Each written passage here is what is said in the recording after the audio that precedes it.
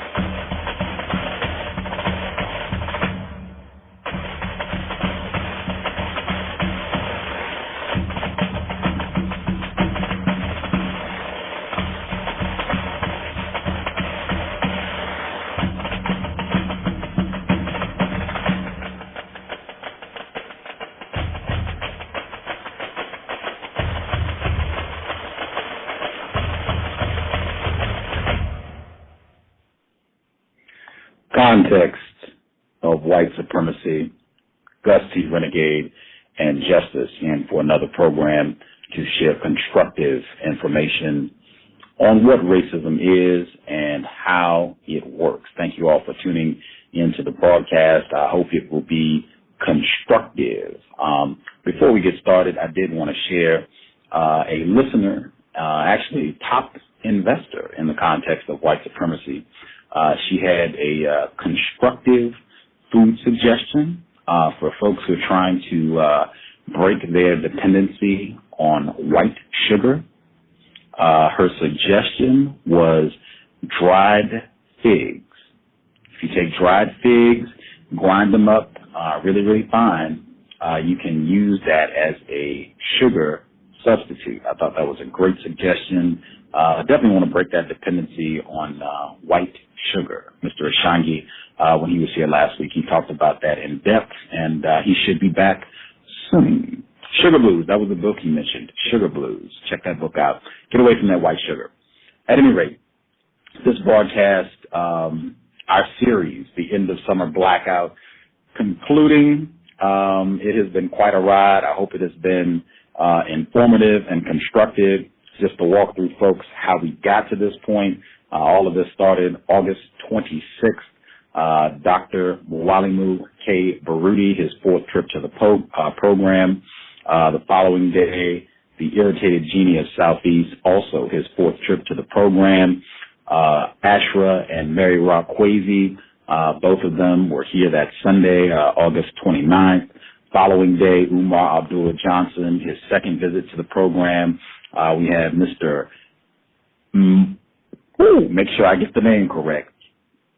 Mwebe Aja Ishangi. He was here last Wednesday. Got it correct that time. He would be proud. We had Professor Griff. He was here last Thursday, last Friday, live from the United Kingdom. Paul Ifaomi Grant. Outstanding program. This Sunday we had Dr. Frances Cress-Welsing making her sixth visit to the program, and yesterday, Brothers Keeper here to promote their brand new album, Revolutionary Reconstruction, and closing the event out, making his second visit to the context of white supremacy, the Prime Minister of Positive Kemetic Visions, outstanding program we had back with him just a few weeks ago, and he was willing to come back and share a little bit more of his time. The website for Positive Kemetic Visions, PKVstore.com. Again, PKVstore.com. If you're listening at Blog Talk Radio, you can just click Positive Kemetic Visions, and it will take you right to their website. Please support our guest for today's program, Kush, the Black Unifier. Do we have you? Kush, the Black Unifier, do we have you on air? Oh, tell brother, you certainly do. Outstanding, outstanding. Thank you so much for sharing a little bit more of your time with us. We definitely appreciate the opportunity to learn from you, sir. Well, I certainly appreciate the opportunity to do a little teaching and learning myself. Outstanding. I am ready to roll so we can cover as much material as possible. I believe my co-host, Justice, she's here. I'm not sure if she was with us when you joined us before, but she's here now, and I want to double-check to see if she has some questions. Justice, if you do, your line is open. Please go right ahead.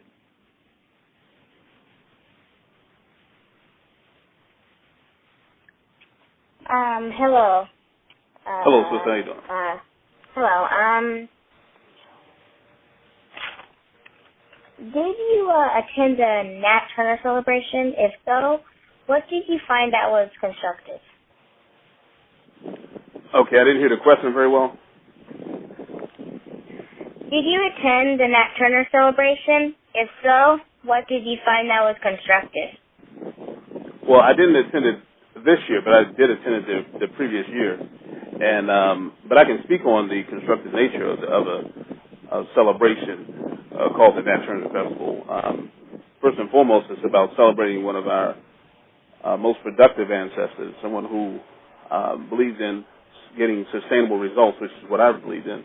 In fact, a lot of nationalists credit Nat Turner with actually providing impetus to end slavery. So it was a very productive, it always is a very productive festival in that there's a lot of different speakers. I believe this year they had a pretty well-rounded category of speakers that were just speaking on issues that are relevant to our community.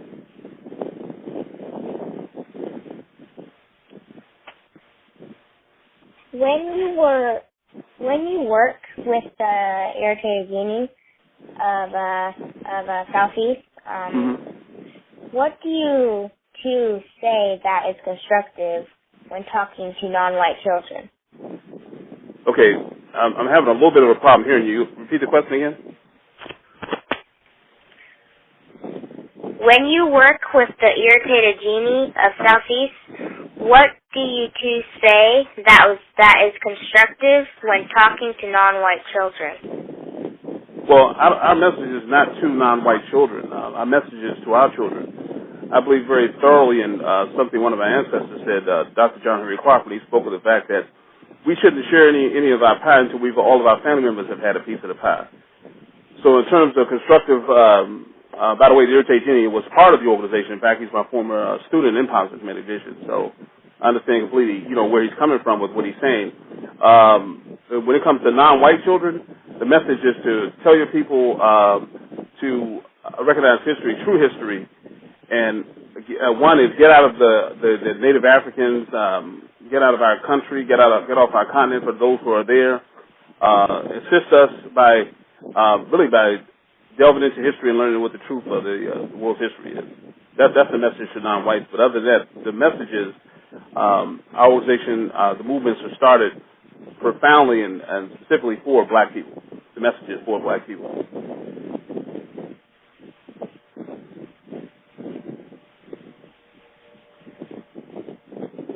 Did you use the term? Do you use the term non-white? Okay, say that again. Do you use the term non-white? Yes, I use the term non-white. I see. What are some suggestions of how to talk to non-white people about racism, white supremacy, without getting them upset? Well, I'm going to say I don't think the conversation is possible to have without getting non-whites upset, particularly white and specifically, because you have to understand the amount of damage, the amount of evil that they have perpetrated on people of color, not just black, but brown people and red people, yellow people. All the non-white people on planet Earth have been victims of the white race. And so when we talk about messages to non-whites, I don't know if you're talking about everyone that's non-white? Yes. Okay, well, if you're talking about everyone that's non-white, again, the general message would be to study history, true history, or as I like to say, study the record, find out what happened, find out how the black man and woman were removed from the greatest continent on the planet Earth, how God's people were transformed into the exact opposite of what we would call God's people at this point in time. The message would be for them for all non-white people to understand that black people were here on this planet first, and that we're the elder race on the planet at this point in time, and that should be recognized and respected by all races.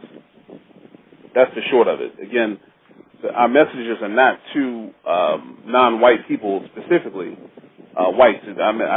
My message is not to whites. I'm sure that Irritated Genie doesn't formulate his message for whites. We have to start talking to our own people, our own kinfolk, and but I do have a lot to say to other people of color specifically. But in terms of just a broad stroke, the only thing I can think of to say is to study history, true history, and help to banish the lies. Now, with that said, again, there's going to be one group of people that classify themselves as whites or Caucasian who are going to have a problem with it. I think either way.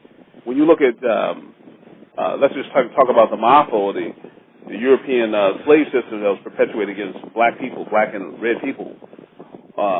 You have to look at the fact that they would actually be, they would have to admit the truth about what happened, and it would involve a lot of guilt, which I think I know that it will involve a lot of denial and out loud lies, which is what we're experiencing right now. If you look at history, there's never been a time on planet Earth where whites and blacks have gotten along and without the whites exploiting and dominating the whites. So there's not much in the way of talking to them about real history and expecting them to come to terms with what they've done to us.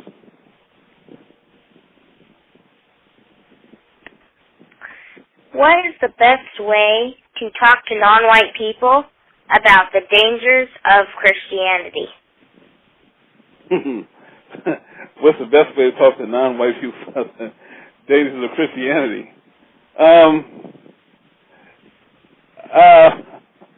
That's going to be a difficult one, because since they corrupted and perverted Christianity.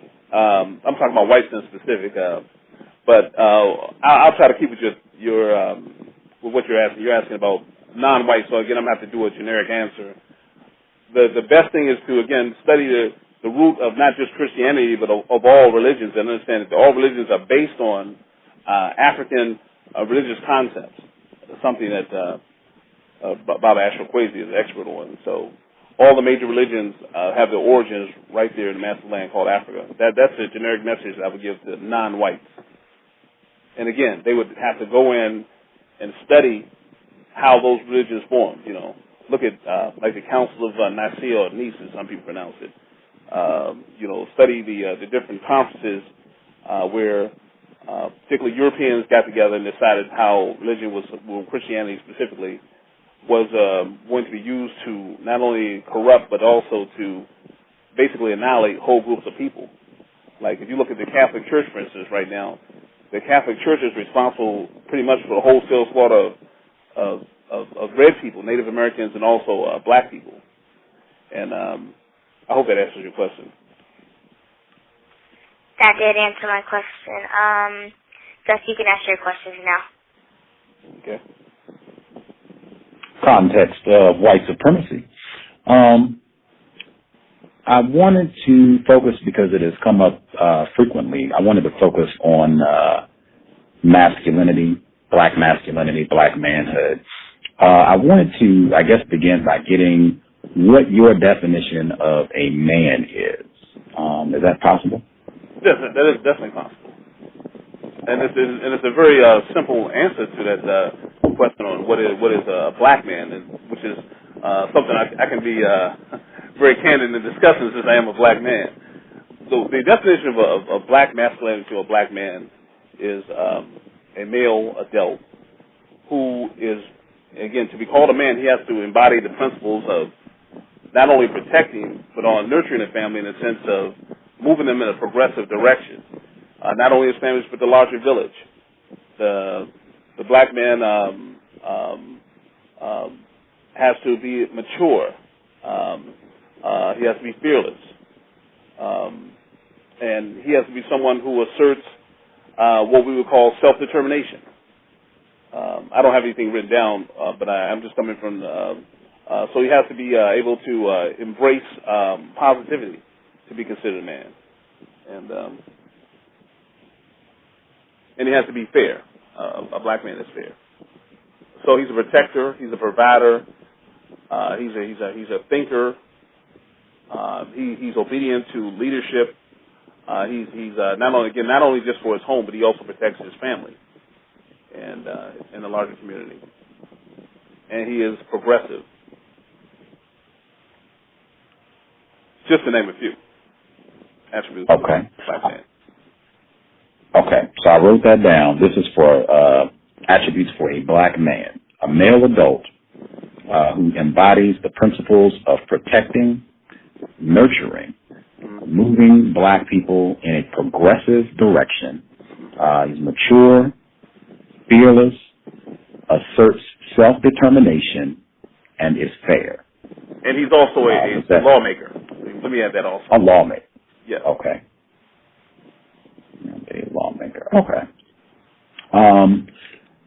This is for a black man. Do you have a different definition for man, just man? How you would define a man?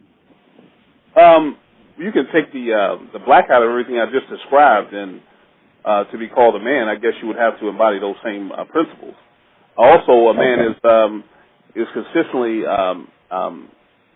seeking answers to questions. He's educated. Okay. Add that as well. Okay. Given the list that you just given us, and the fact that we're in a system of white supremacy, and I'm looking at one of your DVDs, and it's linked, if you're listening at Blog Talk Radio, this DVD, Be a Man, Black Male. It's linked. All you have to do is click that title. It'll take you right to the PKV store, and you can pick up a copy or three and share them with folks, particularly black males. But in the description for this DVD, it says that I'll just read. It is time for black males to huddle. Black intellectuals, black so-called hat hoppers, so-called black intellectuals, the ignorance and immaturity of black males is spreading unchecked. We have fallen behind the males of all other racial groups in every measure of relevant proficiency. In fact, black males are competing with each other for insanity. What is the purpose of making a statement like that sounds like it's talking really, really bad about black males? Is there any constructive value to making a statement that sounds that way? There absolutely is. I'm one that believes in talking straight. And, of course, I represent a movement called Positive Kemetic Visions, where a movement that's specifically designed to help our people get out of the condition that we're in and repair our relations to the world and each other. Now, when I make a statement like that, it's completely constructive, because when I look at the situation that we're in right now, I still live in a black community, and I have to point that out. And the things that I see, particularly with adult males, the skinny jeans, the sagging pants, scarves, tight clothing. Black males have become effeminized. Black males have become little boys. They've gone from being males all out to just being infants at this point. So many brothers in our community are dependent on women completely for their livelihood. They're still living with their mothers, and 30 and 40 and 50 years old in some cases. And this is not for any specific reason other than the fact that they refuse to be progressive and to make a way for themselves and their own family. So many brothers are absentee parents, absentee dads, and we're seeing a fallout. Look at the incredible amount of hyper-violence that's going on in our communities. Look at the amount of black men that are incarcerated. Look at the amount of black men that are homosexual. So when I look at these things, and I look at the fact that a lot of us who have decided to leave the community after we have gotten a European education for the most part, and we decide to run away from it, they're offering no answers. They're offering no solutions to our condition, and we're left to struggle with this almost infantile mentality. And now it's coming full front, because now we're seeing, we look at the fact that we're in a recession, basically a depression, really. The unemployment situation with black males is more than 30%, and then the black business ownership amongst black males, which is even more important, is practically non-existent. So we've become wards of the state as men, and as males, who are supposed to be men, but we're nothing but high-functioning boys. We're wards of the state. Everything that we need to survive, somebody else other than ourselves supplies it for us. If not for the black woman or for the white power structure, we would perish. So I'm trying to sound the war horn. Well, I'm sounding the war horn. I'm sounding the war horn and calling on all the righteous brothers and sisters to help us to get out of the situation. And I think that requires me to be completely honest, to talk real straight, and to talk in a manner in which raises the person's curiosity. So I'm not going to sugarcoat our condition, because again, we're in dire straits at this point, and we've never been in this situation before in recorded history. Double whammy. What would your response be to someone who says, making comments like these, talking that way about black people, and saying that black males are competing with each other for insanity, and saying that black males have fallen behind all males of all the other racial groups? That making statements like that, it sounds like, you lack self-esteem, and it sounds like you've given up. What would your response be? Well, I certainly haven't given up. That's exactly why I'm talking that way, is simply because of the fact that we need truth. We need to stop sugarcoating. We need to stop hiding. We need to stop ignoring and pretending like everything's all right. Like if you just look at us as a race, certain members of our race, you would think that the black man has it all together. But when you do a deeper assessment, you find all types of problems. If you look at it statistically, we're at the bottom of every relevant statistic. So we have to respond to that. And the only way we can respond to that is by first, we got to tell the truth. We got to talk truth. We have to speak truth. We have to understand that if we're operating from a base of truth, then we're not going to get anywhere with this thing. We're going to continue to wallow in insanity, which is what we're involved in. If you look at what we call it's referred to as the hip-hop industry, and I'll call it the slave hip-hop industry. When you look at the acute insanity that's being played over the airwaves, and our response to it, you've got to know that we've got to do something, because that's really where we're getting our signals from. I wish, Brother Gus, that people would be able to hear this message all over the world, particularly black people, but I'm being drowned out by Lil Wayne and by Drake and by Rick Ross and all those types of characters who are totally committed to self-destruction and self-hatred. And when you look at it, it's nothing but. It's pure insanity for black men to accept the fact that someone's out there calling a black woman a bitch, excuse my expression. But that's what they do in this music, and we came out of a black woman's womb. And, of course, that's what I'm talking to, the brothers and sisters who come out of a black womb. We have to understand that there's something seriously wrong with that picture. There's something seriously wrong with a music format that's influencing so many of our youth. And on a very personal note for me, my brother was shot, and my youngest brother was shot and killed a couple of years ago, right in front of my face by a young brother who's totally and completely committed to fashioning himself out of the Lil Wayne character. I call him a character because that's exactly what he is.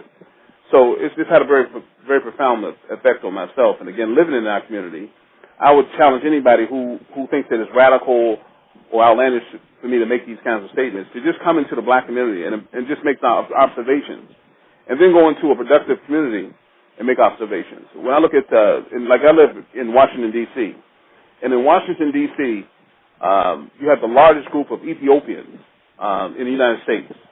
After 1978, they all sort of moved towards the D.C., Maryland, Virginia area, but they really concentrated in Washington, D.C.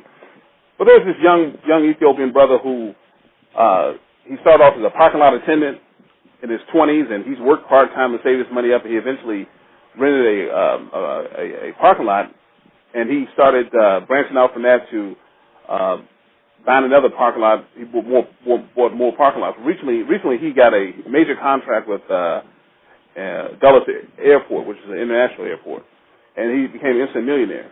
He did that by working real hard. He did that by ignoring the clubs and ignoring the negative stimulus music that's stimulating so many young brothers, and he became a millionaire. And he mostly did it because in the Ethiopian community, like a lot of other Native African communities, they actually have their own banking system. They were able to loan him money. They were progressive thinking. They were forward thinking. And when you look at them, and although we're all black, when you look at that community, and you look at the American black community, you see some stark differences. You see stark differences in terms of belief system. You see some stark differences in terms of stick-to-itness, progressiveness, dressing patterns, culture, everything. So education and their value system. So we have to look at the fact that we're in a bad situation. And again, once you put the mirror up there, or you do a comparative analysis with another group of people, and that, again, you can take another group of black people and compare us with particularly another group of Native African people, you can clearly see that again we're in a state of emergency. So I make those statements because I want to alarm, because too many people are listening to the news, these fake false sound bites that are really drowning out the voices that are screaming to them, hey, black man, you have to step up. We're listening to the sports on Sundays, well, actually all week long, baseball and football and soccer, and we have all these distractions, basketball, to really prevent us from getting ahead of us. Getting our heads together, sitting down and figuring out what the situation is and also what we're going to do about it. So that's why I make those statements. But I absolutely have tons of self-esteem, which is why I've dedicated my life to getting us out of this condition.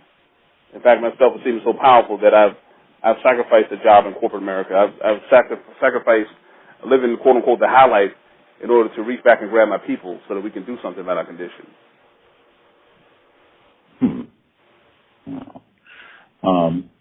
Dr. Frances Cress-Welsing, she was here on Sunday, and she also talked about the horrific impact that so-called hip-hop has had on black people. And we got her thoughts on Notorious B.I.G., his album cover that has a black male infant on the cover, and right beneath the infant, the words "ready to die." And she said that's exactly the type of imagery that you should expect in a system dominated by white supremacy.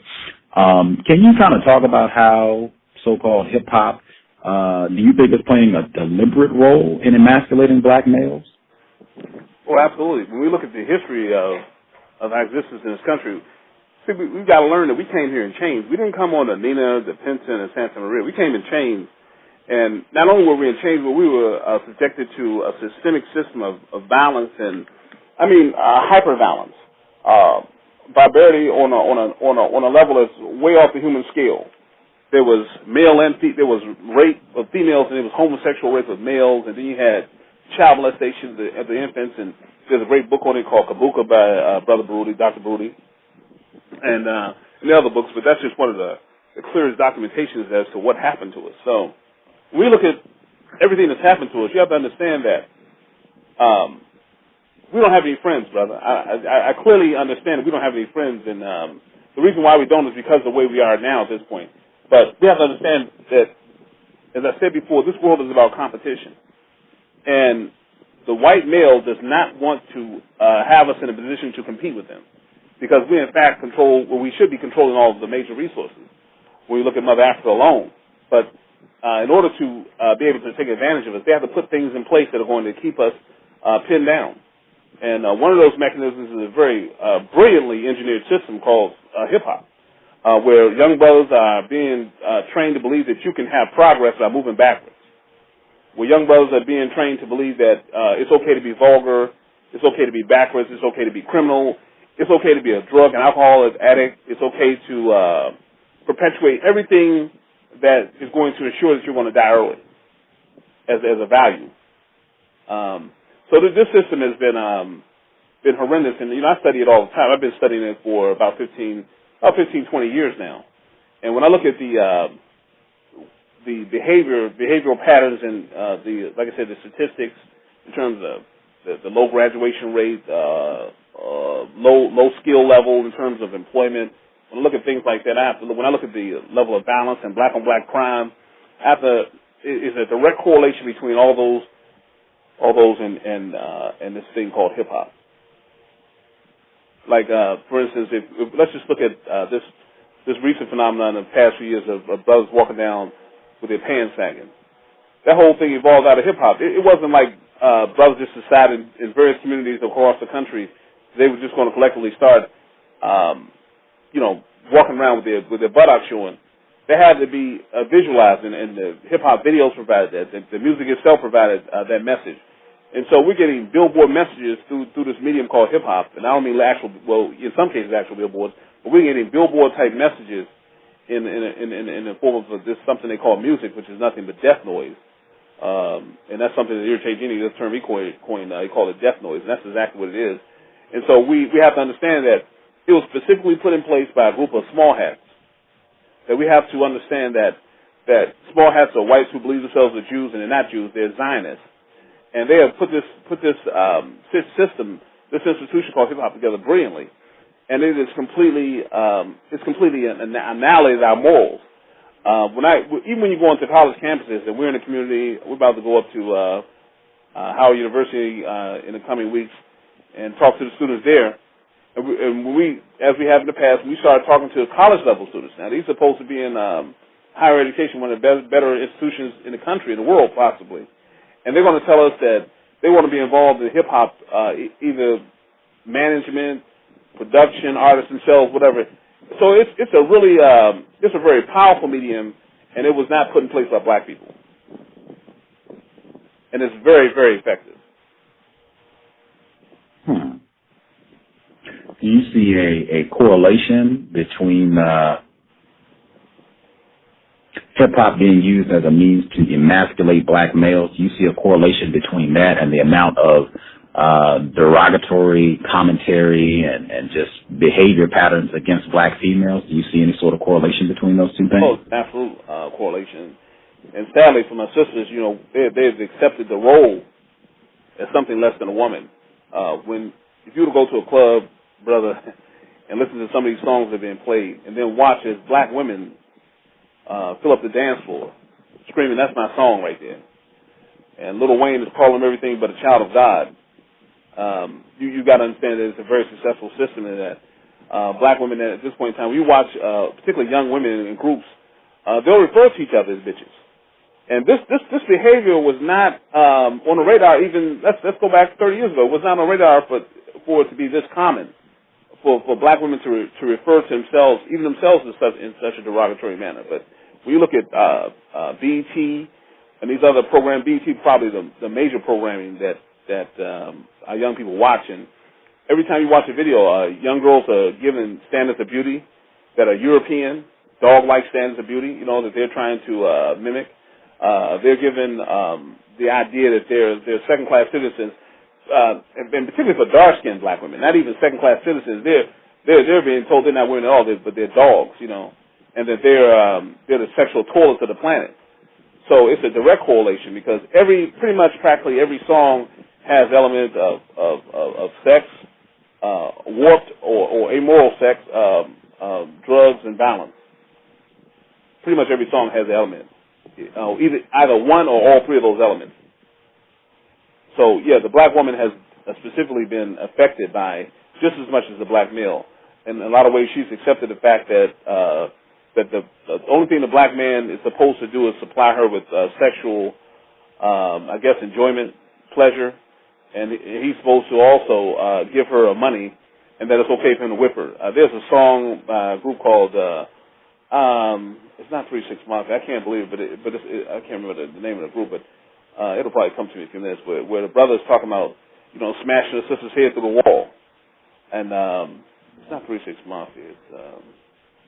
It's one of those southern hip hop groups, and it's a couple years old. But man, I mean, and there's no outcry. There's no. There was a group of sisters who I think it was a campus of. It was in Atlanta, I believe. It was in Georgia.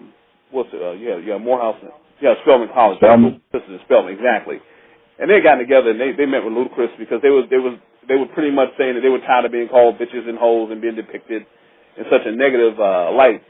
But the argument was very light. You can clearly tell that they hadn't really studied the topic because the argument that they were making was very lightweight because they were just asking to tone down as opposed to eliminate the whole ideology of a black woman being less than a woman.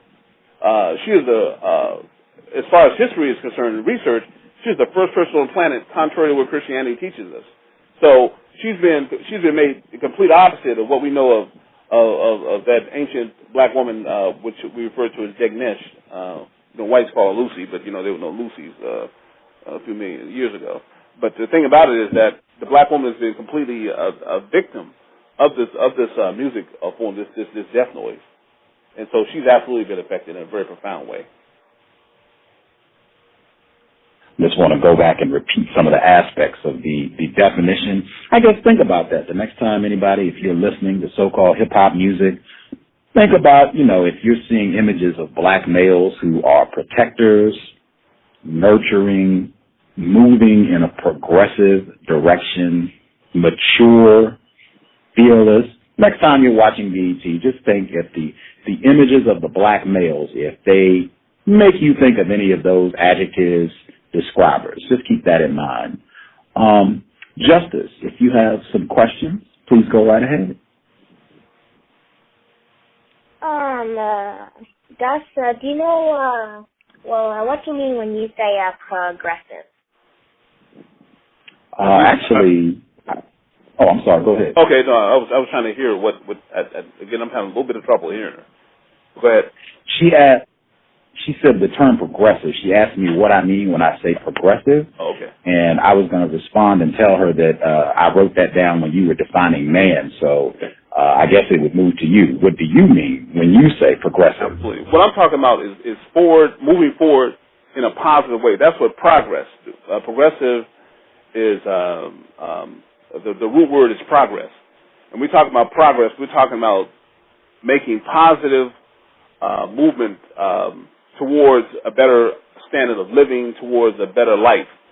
So when I talk about being progressive, I'm talking about a collective, having a collective mentality that we should want better for ourselves. We should, at the minimum, want to return to the great people and even surpass that we were in yesteryear. So that's what I'm talking about. When I say progressive, to give you a specific example of progressive is we need to have more control over our homes and our communities. And the only way we can really have complete control is we need to start owning our own businesses. We need to start, once again, growing and processing our own foods. At this point, we're living in communities where other people that don't look like us, that are non-black, are providing meals for us in the way of the McDonald's, but also the different Asian restaurants in our community and other types of restaurants. And I'm not talking about Native African, like the Ethiopian restaurants or the different East African restaurants that may exist in our community, but because first of all they're far and few between. But I'm talking about the fact that our community is saturated with people that don't look like us that serve us food, and we don't seem to have a problem with it. That's not being progressive, because we all need to eat in order to be able to survive, and that's basic, and we don't even do that for ourselves. Also, when we live in structures that we call our houses or our homes, we don't actually build those with our hands. And we've forgotten how to do that, even though we're the first builders on planet Earth. So we're not being progressive on just a very basic level. We need to go back to being having a mentality of progressive. Okay. How do white people paralyze non-white people's ability to function like men and women? How do they paralyze our ability? Yes. Okay. The major way that whites paralyze our ability, because again, I'm going to go back to the whole thing of competition. I can't really tell you what's going on through a white person's head, but I can tell you that they don't want any competition, and that's why you see them all around the world policing the planet in a manner that denies people a right to self-determination. So they invented this system called racism, which is an institution. that was designed to conquer us, designed to exploit us, and designed to even to annihilate us in many instances. And so that's how they do it. They're able to hinder our progress by controlling even our most basic functions. Like, for instance, if you have a child, I'm not sure how old you are, but if you're of school age, when you go to school, you're going to hear stories about heroes and sheroes that don't look like you, and there'll be a bunch of lies. There'll be people who were actually some of the most evil individuals in history, and they will tell you that Christopher Columbus was a great person because he discovered America. But when you look at that ideology, you'll understand that how could a person discover a place where there was already culture, high culture, a place that already had their own religious system, a place that had their own system for feeding themselves and protecting themselves, and they had a very high functioning morality, and so they had rule, they had a system of punishment, they had a system of social order, and for someone to say they discovered a place like that was completely modern in every sense of the word at that point in time in the 15th century, then you know that you have a problem in the history class. But this is what's being taught to you all over the world, that Christopher Columbus discovered America and that whites brought great things to this country, when in fact the only thing they brought was death and destruction and disease. So that is what racism and white supremacy does. It's an institution, and until you develop an institution that is powerful enough to retard the effect and the growth of racism and white supremacy, we're going to continue to be affected by that system. We're going to continue to be punished by that system.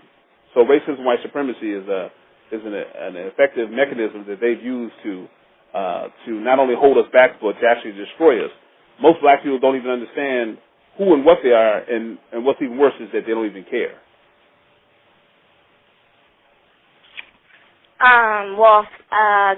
Gus, did you, usually, by the way, I am 11. I'm 11. Okay. You have some great questions. Thank you. Okay. What do you think causes so many black males to end up in greater confinement? In what? Greater confinement. Greater confinement? Yes. Are you saying in prison or incarcerated? Yes, in prison. Okay, yeah.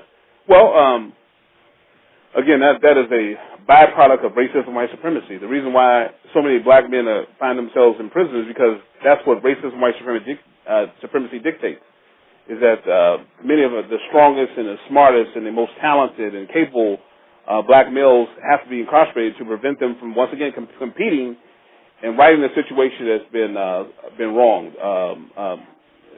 So basically, they're locking up fathers, they're locking up uncles, they're locking up grandfathers, and basically the way they're able to do it is by, again, we already talked about hip hop, and I believe it is a major one of the major catalysts for black males being locked up. If you look at the fact that, again, criminality is being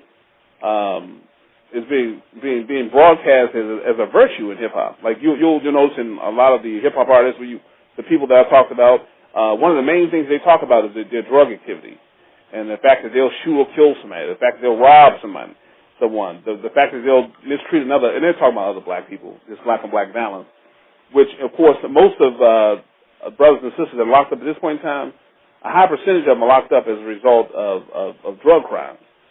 So in other words, whites will look at the landscape and say, hey, how can we lock up a humongous number of black people and make the charges stick or make it look relevant?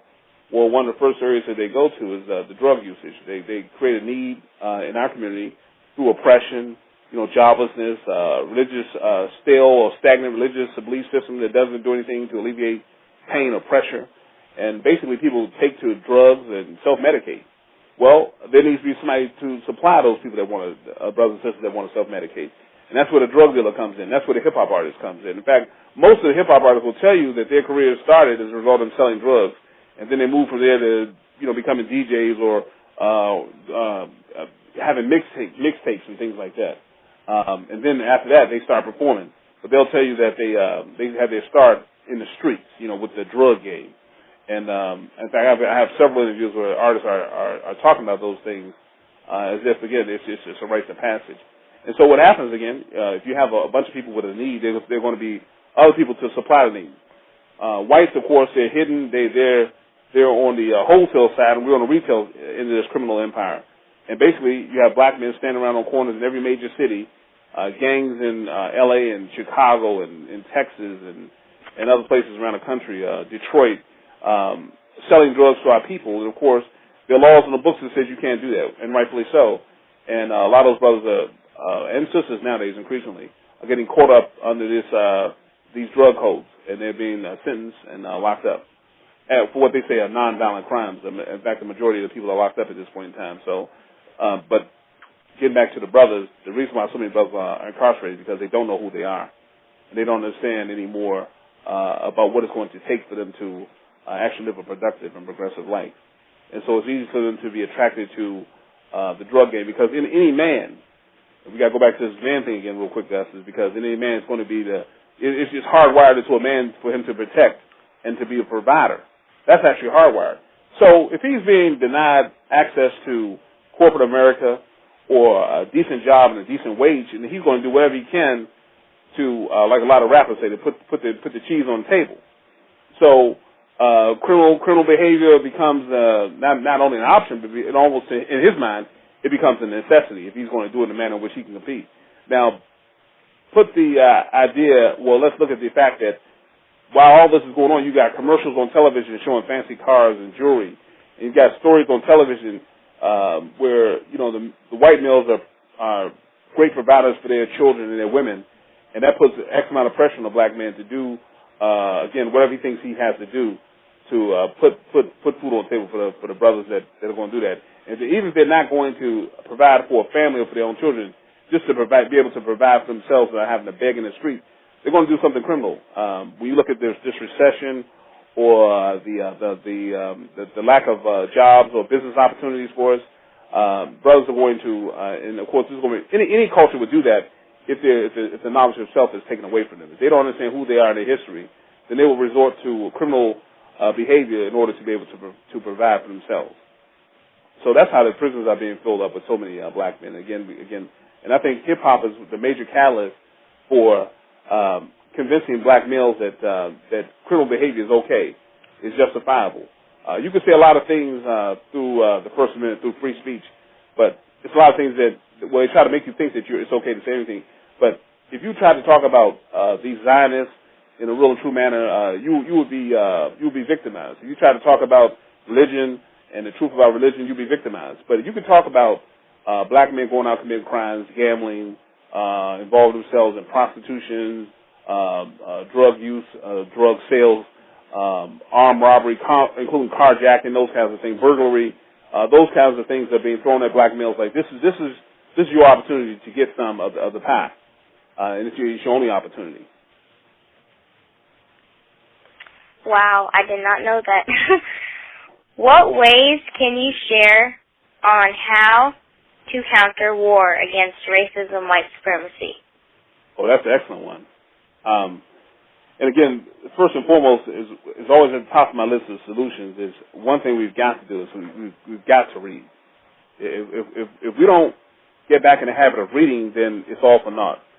We've got to, because that's the only way you're going to be able to find the information.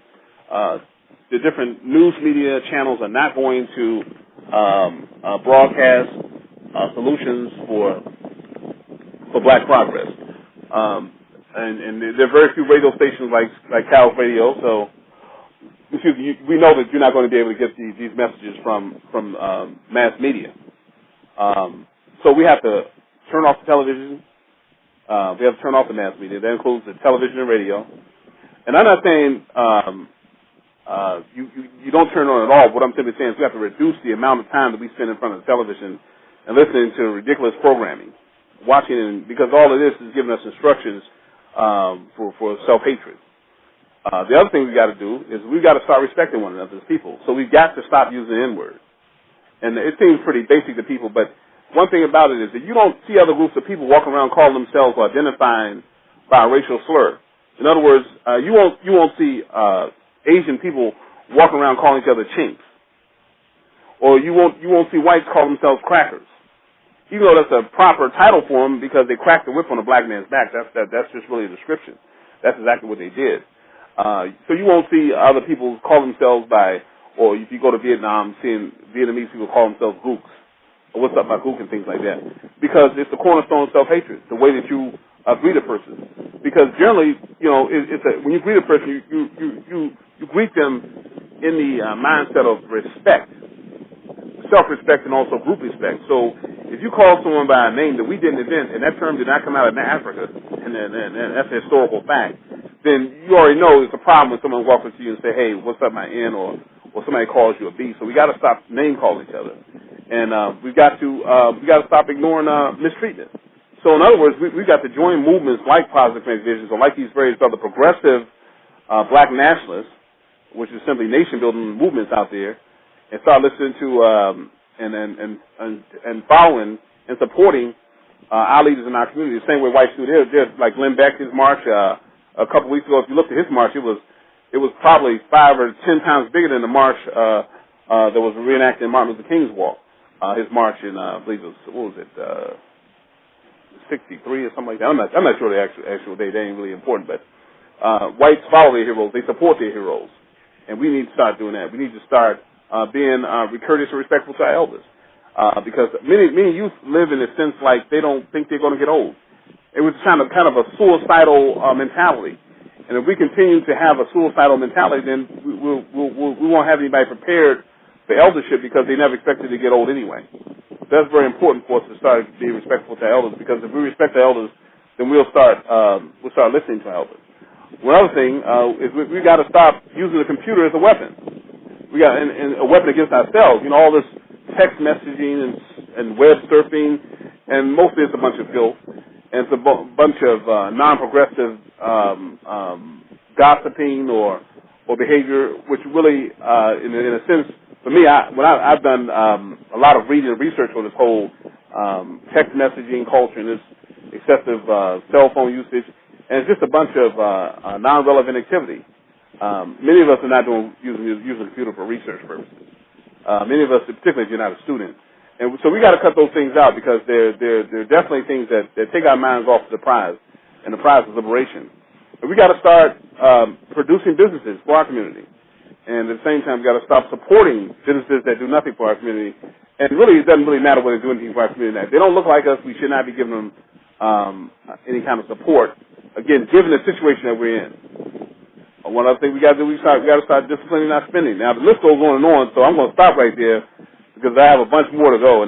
But we got to discipline our spending, and we've got to do that. We've got to start put our money together for relevant purposes, and stop using drugs and alcohol. Let's give the drugs and alcohol back to those who produce them. Yeah. Do you know? Yes, I do. Do you know of some ways of how to use white people as tools to fight back against racism and white supremacy? Now, that's a really good one. Now, that will require us to probably give more energy than we probably have. But, yeah, there's a way. We can use them. Can we use whites as tools to help us in the fight of racism and white supremacy? Yeah. Malcolm X said a long time ago when a white person asked him, how could they help? And he said, go back to your community and pretty much tell the truth. Go back to your community and convince your brothers and sisters that what they're doing is wrong. Give us blind support. In other words, if you're going to give us any kind of donation or any kind of funds that actually belong to us in the first place, because those funds, the monetary system in this country is built upon the backs of black slaves. But it has to be done anonymously, so we won't be beholden to anybody. So we can tell them that they can take down and stop producing images of a white god. So there are some ways. Again, that'll probably require more energy than we have at this point in time. Right now, our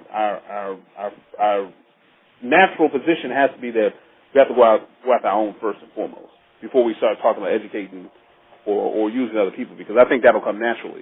Because once they realize they're losing, they're going to want to align themselves with the righteous people anyway. And then at that point in time, we could take a few few of them and use them for our benefit, the way they did us in the beginning. I hope you understand what I'm saying. Yes, I do. Okay, I kind of put that in a complicated manner. So, any other questions? Nope, not at this moment. Okay. Context of White Supremacy. Gus T Renegade, Justice, and our guest making his second visit, Kush, the Black Unifier. Again, the website for positive Kemetic visions. It's linked right in the description. You can just click Positive Kemetic Visions, and it will take you there. For those not listening at Blog Talk Radio, the address, pkvstore.com. Again, pkvstore.com. If we have if I can give you our new website, this is not any different than the other one in the sense that takes you directly to the store where our media products are available. But if you just want to converse with us, you can www.info@pkvvillage.com. That's info@pkvvillage. That's all one word .com. Or you can, if you want to speak to someone from the organization, or if you want to request to speak to myself, you can do that by calling 202-207-7886. Again, 202-207-7886. And that's if you, again, just want to have a brief conversation, because, again, we're very busy, so a brief conversation. Or if you are interested in bringing myself to your city to speak with the black people about a situation, about how we can rectify a situation, you can call 202-207-7886. Again, for any kind of questions that you may have for positive vision. 202-207-7886. Or www.info@pkvvillage.com. Thank you, brother. Oh, thank you. Thank you. And that information is also on the website, is it not? Yes, sir. Okay. Outstanding.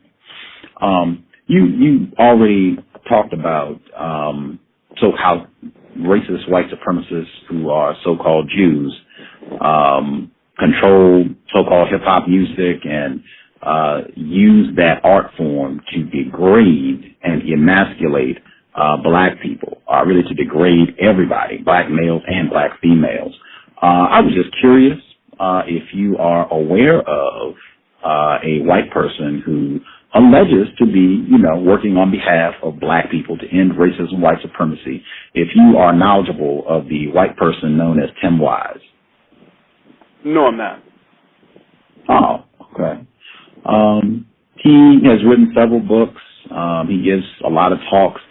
He's on CNN. He's probably one of the most well-known people who talks about racism, white supremacy. He uses the term white supremacy from time to time. He's been on this program about 6 times, admitted to being a racist white supremacist. He also referenced Dr. Welsing's work as pseudoscientific bullshit. He wrote that in a letter and admitted to doing so on this program. And he also says that he is Jewish. I was just curious if you have any thoughts on that. I absolutely have thoughts on that. This is something that I want black people to listen to very carefully, and we need to get out of our feelings on this. Really, take our feelings out of it. Let's work with our heads, not our hearts at this moment. Never trust whites of any form, and especially as Zionists. I don't care what this man says. What they like to do, what the trickster likes to do is throw a few nibbles here and there, truth nibbles. We'll bite on it. For instance, all a white candidate has to do is come into our community and say, hey, look, there are too many black males in prisons in America rotting away. I want to do something about that. Or I want to increase welfare payments. Or that I acknowledge the fact that whites wronged you during slavery. I wonder if Mr. Wise will be willing to admit their role in the Ma'afa. I wonder if he would be willing to admit the fact that while that Jews in these so-called Jews, these Zionists, were actually responsible. They own the shipping routes and the actual ships. Because they like to say that we didn't own plantations, and they actually did. In fact, they were very prevalent in the South. South Carolina at one point had the largest amount of slaves in any other state, and prior to that, it was New York or New Amsterdam. So I wonder if he'd be willing to tell the whole truth and nothing but the truth. I don't like to waste my time with whites, because whites who consider themselves to be our friends. Because the first question I have is, what is his motivation? he's benefiting off of our continued enslavement. And Frederick Douglass said it best. He says power is given, it's taken. Actually, Marcus Garvey said it as well. So how can we expect it for a person who is privileged in society? He's at the top of the food chain. How can we expect that he would just voluntarily want to give up his privilege and his wealth and his power? That should be a red flag. And in fact, it wouldn't be worth my time to even talk to Mr. Wise. And Wise is actually what we call a small hat name.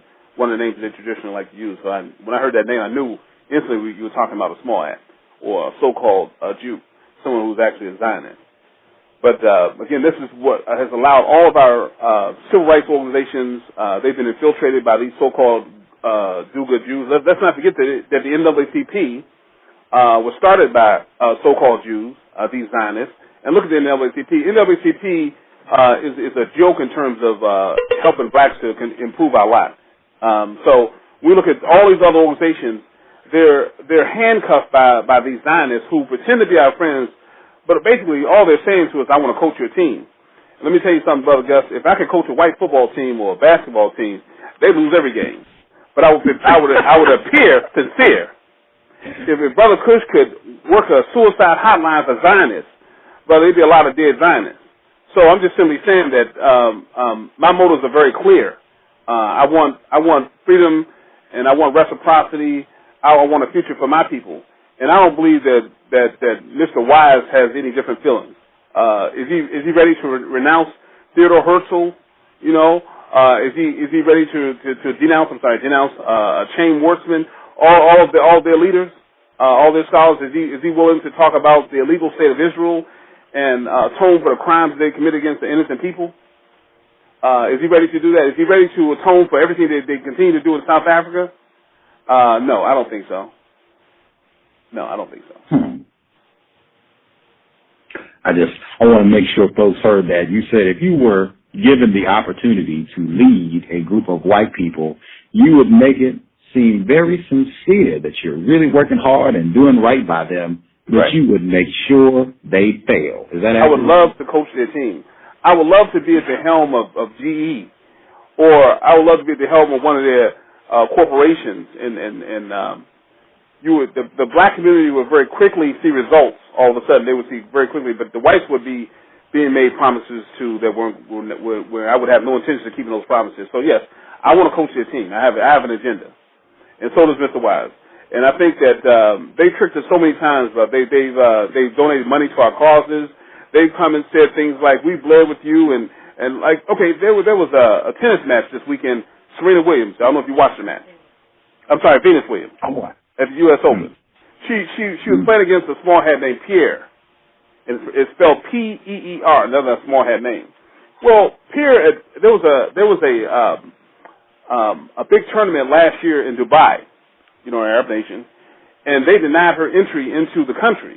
Now, of course, their excuse was that there were security concerns because they're an Arab nation that, basically they'd have to provide security that would be at a level really to protect her, and it would actually end up being counterproductive because they actually couldn't guarantee her safety. Well, we all know, in fact, it's because secretly all Arab nations side with the Palestinians. Some of them don't have any backbone, and so they basically didn't want her in their country.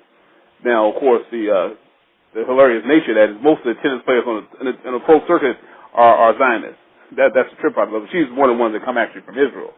But in the tournament in Dubai, Venus Williams competed in that tournament, and she stood up for the small hat Pierre. She basically said it was wrong what was happening, and she basically stroked the little white girl, saying that this is wrong what they're doing to you. And my parents suffered through the violent and visual racism through the 40s and 50s.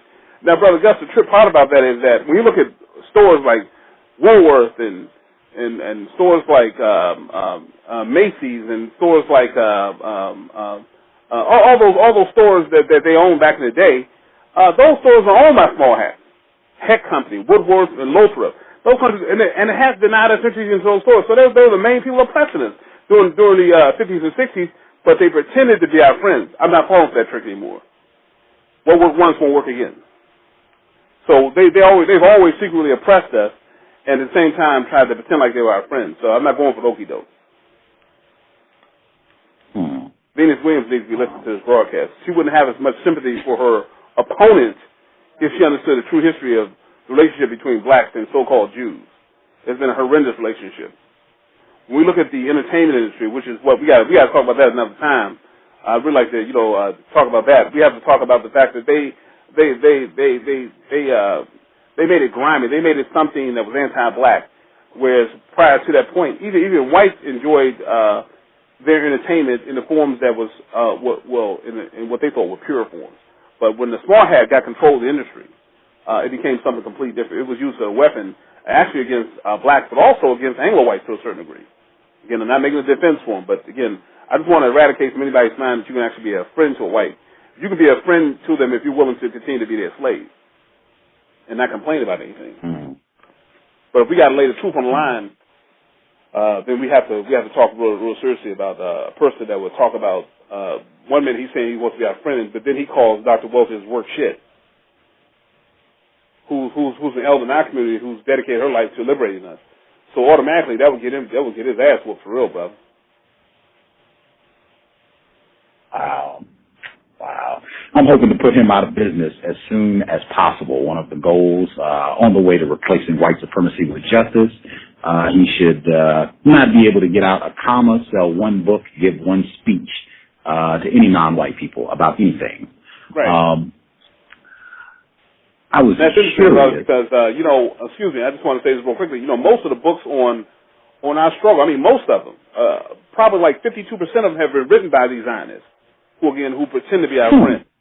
So once you start to, like the books on Kemetic, once you start to look at that, Gerald Massey and all that kind of, when you look at those characters, you'll see that they're heavily involved in our struggle. They've been coaching us for quite a while, which is why we've been losing. The Zionists in particular, not the Anglos, the Zionists. We have a very peculiar relationship with that subgroup of Europeans or Caucasians, to say. Wow. So this is not, Mr. Wise is nothing new. You've seen this before. White people coming in to. Okay. Wow. I want to hop back to the main topic, black masculinity. So I do like that. I think if we had more black masculinity, Tim Wise would be out of business, and more of us would be stepping up for the way he referenced Dr. Welsing's work as pseudo-scientific bullshit. But that's another story. Right. You all also have different DVD at the PKV store. Solutions. I'm sorry. And CDs. And CDs. Thank you, sir. Uh-huh. Solutions for chronic black male adolescent syndrome. Can you explain what that is to our listeners? Well, chronic black male adolescent syndrome. When we talk about immature male who are refusing to grow up to mature, and so we're offering solutions for the chronic black male syndrome. When we talk about chronic black male syndrome, we have a real serious problem in our community right now with adult black males with PlayStations. Adult black males, and again, there's nothing wrong with having a video game, but the problem comes into play when it comes at you're playing these games at the expense of your family and your children. You're watching sports excessively. Like these whites are very tricky. When baseball ends, football is well on its way. Football ends, there's basketball, and then you have soccer in the backdrop somewhere. Then you have golf, and of course, black people watching golf as a result of Tiger and Venus and Serena. So it's a non-stop 24 cycle of entertainment, and we're not doing that. We're in the cars insulting people with this loud hip hop. Where we don't want to just listen to it ourselves. We want to broadcast. We want to let the whole world know, including the elders at the bus stop, hey, you're nothing. You mean nothing to me. We're wearing clothes that we don't make, that someone makes for us, that don't fit us, in a manner in which suggests that we're okay with being vagrants because we certainly look like them at this point in time. We're taking our money and doing things like buying expensive watches and expensive jewelry, but we won't even pay for a college semester. Won't even pay for books in our homes. There was a statistic that came out that said that for a child to have a chance at real development during their school age, there needs to be at least 500 books in the home. Well, brothers, we need to start buying some books, you know. And again, if you can't control your gaming, if you can't control your excessive need to be stimulated by entertainment, then we got a serious problem. So we call it chronic Black Male Adolescent Syndrome, because the males who are supposed to be men are acting like teenagers, developing teenagers. And so we're making arguments, or we're making points, and then we make solutions that can resolve those issues if those solutions are taken seriously. What are some of the solutions that you can offer? I'm thinking for a typical 30-year-old black male who's been confused most of their time on the planet. They haven't got information from positive Kemetic visions or Dr. Welsing or irritated genie. They're just, hearing this information for the first time. What are some things you could kind of give advice or suggestions to kind of get them on the road to correcting this problem of chronic Black Male Adolescent Syndrome? Well, one thing we got to do is we got to admit something. This is something that no man or male who wants to be a man wants to admit. We're powerless. As in the divided state that we're in, we're very powerless. When I look at television, when I hear a song on the radio, I scream, I want to do, huh? I can't hear you. Oh, go ahead, sir. I'm sorry. Oh, okay. We have to admit that we're powerless. And when we admit that, then we'll do something about our powerlessness. And we come together in intelligence, because, some people say we just need to get together, but we can get together in ignorance. The rappers get together. They throw parties and spring break and, these fraternities have their little get-togethers every year. But, we need to get together in positivity and intelligence. So we need to start, first, again, admit the fact that we're powerless and decide we want to do something about it. So we have to understand that we have to start making up our own rules. Because if we don't make up our own rules, then the whites will just simply keep changing rules every day, ensuring our continued enslavement. For instance, we need to stay in our community. We're not going to tolerate criminal behavior. No more black males in our community are going to be able to stand on corners and sell poison to the community and get away with it. We have to say that. We have to find positive routes to make ends meet. And we need to reconnect with Mother Africa. We need to make sure that we are accountable for every young boy in the community. Now, again, a lot of times, let's be real about it. The fathers are incarcerated. The fathers did abandon their sons. But we see the result of what happens when a father abandons their child. And so we have to grab a child. We have to have, Dr. Rudy says that we need to have a JEGNA program. He said we shouldn't use the word minister. That's actually a homosexual term. So I'm trying to get out of using it. We need a JEGNA program where black men, regardless of whether it's your child or even related to you, we make sure every child is accounted for in the black community, since 70% of our homes are led by black women who are failing. The experiment has gone wrong. There's no way a black woman can make a boy a man. We've already seen the results of that. She can't do it, and it's not her fault. She wasn't designed to do that. That's our job. So we got to make sure that all the young brothers are accounted for in our community, and that's not a difficult thing to do. Some of us can take on 10 or 11 if we need to. We have to understand that we're going to have to start being fearless. We have to surrender to our cowardice and embrace positively, channel anger. Because a lot of us, we're fearless when it comes to dealing with each other.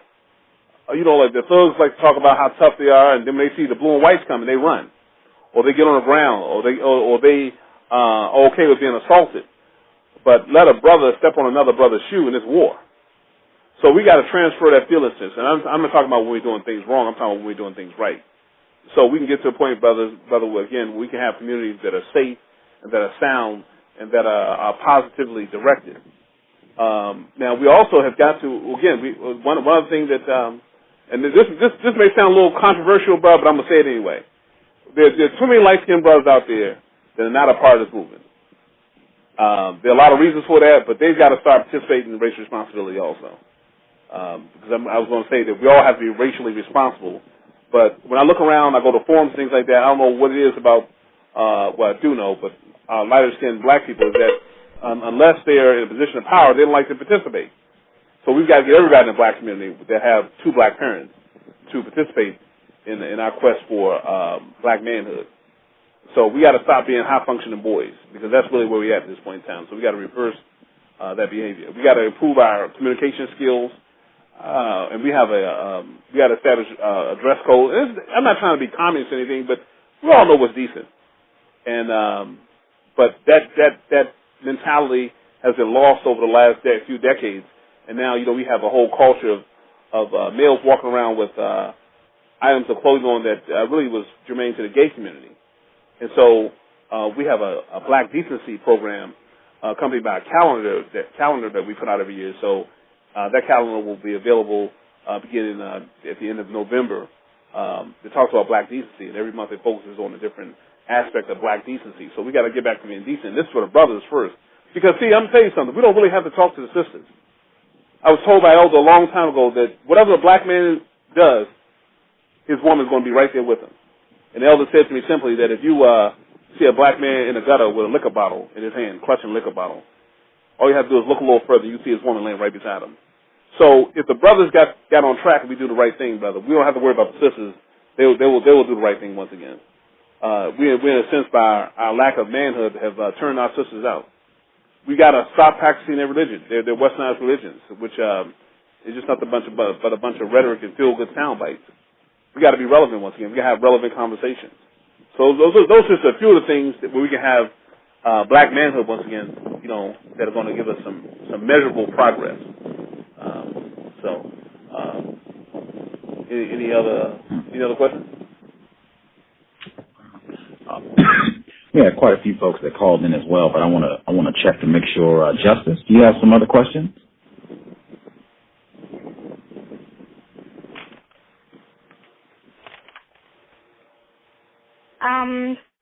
The question I'm about to ask is with 3 scenarios. I just wanted to let you know.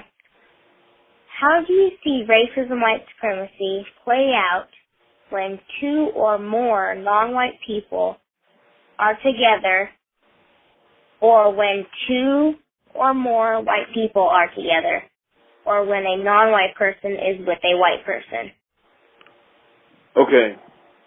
I think I understand your question. I'm not really sure, but I'll answer it in the way that I think I understand it, the way I understand it.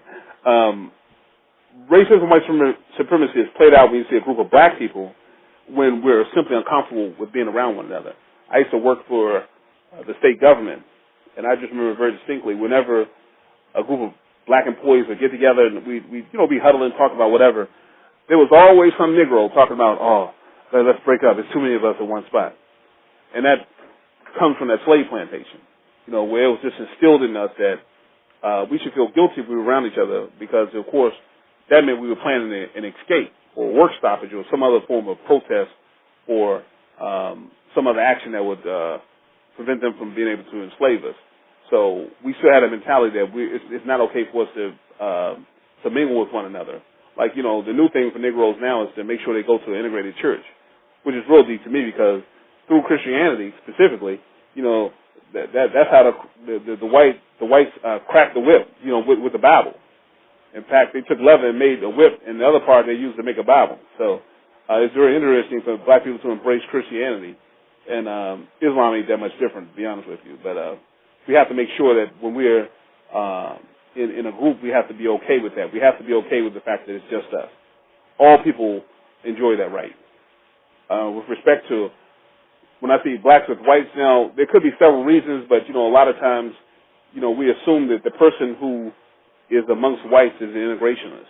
And again, racism, white supremacy is dictated to this person that they should have white friends. There was recently an article in the paper that was talking about Essence Magazine. We know the Essence Magazine is pretty much propped up and supported financially by black women. Although, when you open the magazine up, you see a bunch of light-skinned sisters who look like white women, who look like chocolate crackers, basically. And so you see, recently they hired the fashion editor or the fashion director is going to be a white female now. So she's going to set the standards of fashion and beauty in a more direct way. And I think sisters need to get together. This is a whole different segue.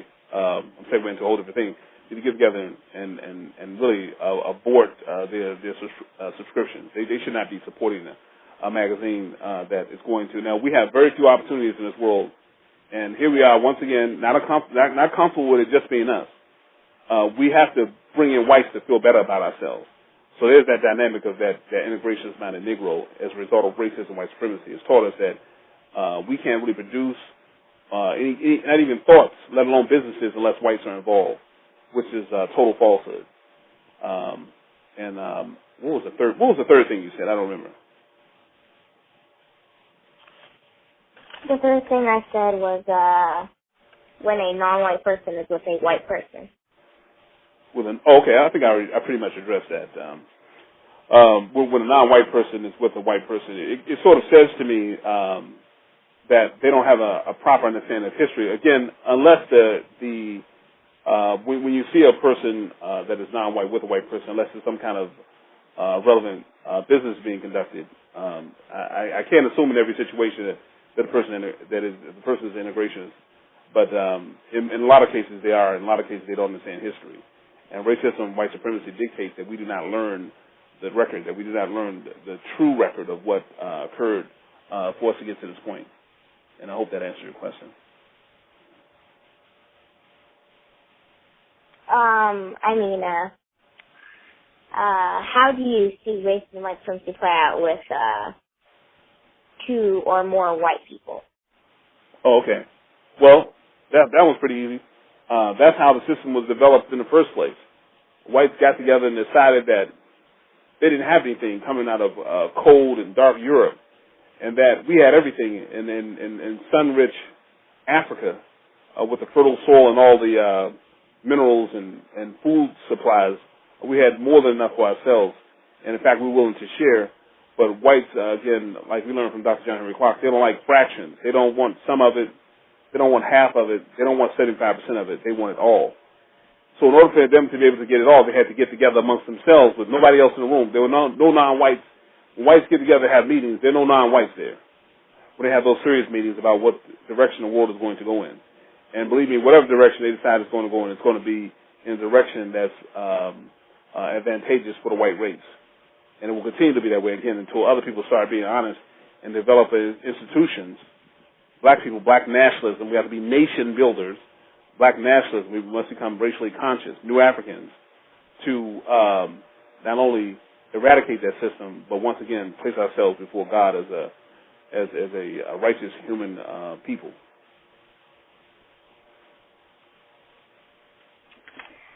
What do you mean when you say Zionist? Zionist is actually the religion of Zionism is racism practiced by whites who call themselves Jews. They come in two major groups, Sephardic or Ashkenazi. And Ashkenazi is the biggest problem. Ashkenazi are whites from Europe, of European descent, whereas Sephardic is of Spanish descent. And when I say Zionist, I'm talking about whites who've gotten together and they've come up with a plan, a world plan. And I'm not a conspiracy theorist, but this is actually actual fact. They deny it, but they have something called the Protocols of the Learned Elders of Zion, where it's basically a plan to rule the world. And one of the ways that they're going to do that is they're going to bring society to its knees in terms of immorality. And so when you look around at the entertainment world, you look at Lady Gaga, and you look at hip-hop, and you look at Madonna, and you look at the movies that are coming out, you'll see that people are losing any kind of morality. There is no respect for elders. There's no respect for youth. There's no respect for religion. If you look now at the way Islam is being attacked, there was some crazy white boy who's actually some kind of peace nut who stabbed a Muslim in New York, a Muslim Islamic cab driver. And they're saying they don't want a mosque near the site where September 11 happened, which we know it didn't even occur as a result of any Muslims. But they've decided they want to attack that particular religion, and so there's a frenzy. Now they're saying they don't want the mosque in New York near the Twin Towers, where the Twin Towers existed, but they're doing the same thing all over the country. Anytime a group of Muslims get together and say they want to put mosque in a community, there's this kind of fervor. It's just not publicized. So we see all this being perpetuated. I'm getting all off the subject of Zionists. I'm sorry, but it's just interesting how we can categorize religion as evil, Islam, when really, if you had to categorize any religion as evil, it would be Christianity, which was, I would say, it was constructed by Zionists. Again, people who call themselves Jews and are not, but they have a system called Zionism that is a system for taking the world over by brute force. If a white person is trying to have a relationship with a non-white person, or if a white person is in a relationship with a non-white person, what should you do or say to stop that tragic arrangement? Well, I'm not sure there's a whole lot you could do to stop that tragic arrangement, particularly when those people have decided to get married. Now, there are some instances where we have black people and whites who've gotten together, and some of them have come out to lectures, and they've started questioning different lectures of black scholars and nationalists, what have you, and have decided that they're not going to continue the relationship with the non-white person. I think that there'll always be, for a long time in the future anyway, people who really feel like they're not whole unless they have interacted with the power group. And right now the power group is the white race. Again, we don't like to admit that, but they are the power group.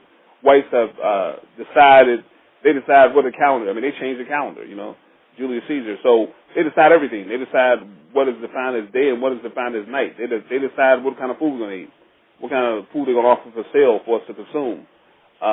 They have made deserts where there are no deserts. They made a land scarce where there was enough for everyone. So whites are the power group at this point in time. So there are people who want to be a part of that power group and the integrationists. So if you put the history out there, you have to make them understand that whites are our enemy. They're our enemy, second to none.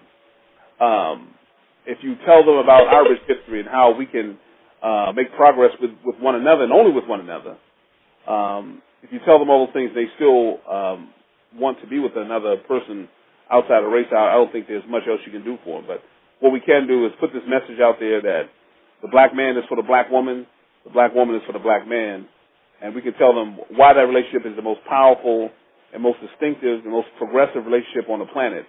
In fact, it began human life. So we have to make sure that message is being broadcast.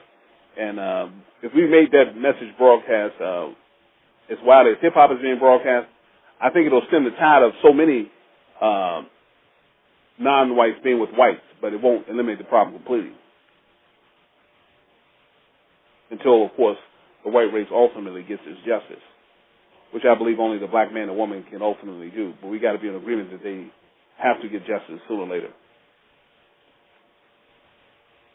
What movies have you seen that children would watch? And can you talk about some of the effects on the behavior of children?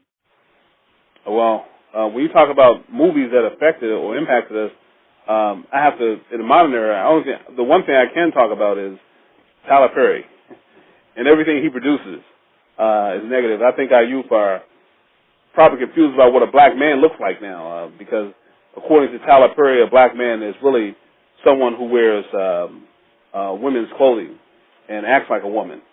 But there are a lot of, you got the Nickelodeon channel, you had Sesame Street, all anti-black, negative, and very racist programming that really teach our youth that they are, and also, again, let me not forget about Ron Daniels and everything he produces, Precious, and there's a whole myriad of producers out there, but Tyler Perry and Ron Daniels right now just come to the top of my list when you talk about black people producing film.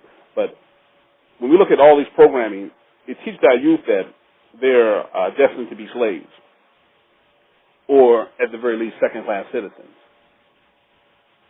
So there are a bunch of movies out there that have had a huge impact on us, and I know that in our community, there's probably not a whole lot of, I should say, caution or what's the word I want to use? People don't put any mechanisms in place to prevent our children from watching movies like. We look at movies like, I think it really had, there was a series on television called The Wire, We look at probably one of the worst movies for black women, The Color Purple, for the black race, I should say, one of the worst, where it teaches black women that the black man is the reason for all their problems, and the white boy gets away scot-free. Every negative connotation that's associated with the white male is transferred to the black man in the movie Color Purple. And they had Broadway plays. They're taking our children to go see that in schools, and church groups are going to see it along with our children. And so they have really sort of won the battle in terms of gaining our children's minds through these negative media. But again, pretty much anything that you can think of in terms of movies on the current scene, particularly black comedy, has a negative effect with our children. Again, teaching them that they're less than whole, and that's just the light way of putting it. I'm being very candid.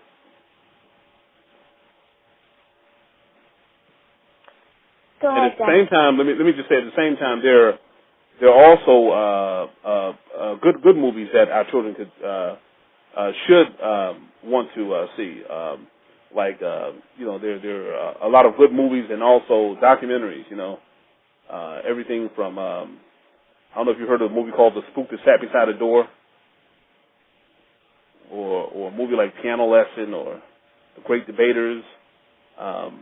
Even movies like Stomp the Yard, Tales from the Hood, and South Central, movies that have messages in them. Sometimes in April, Antoine Fisher, Rabbit Proof Fence, Pride. It's just a bunch of them. A bunch of movies. Well, not as nearly as many as movies that are negative, that have negative impact on our children, but there are a bunch of movies out there that definitely. I don't know if you ever heard of the Drop Squad.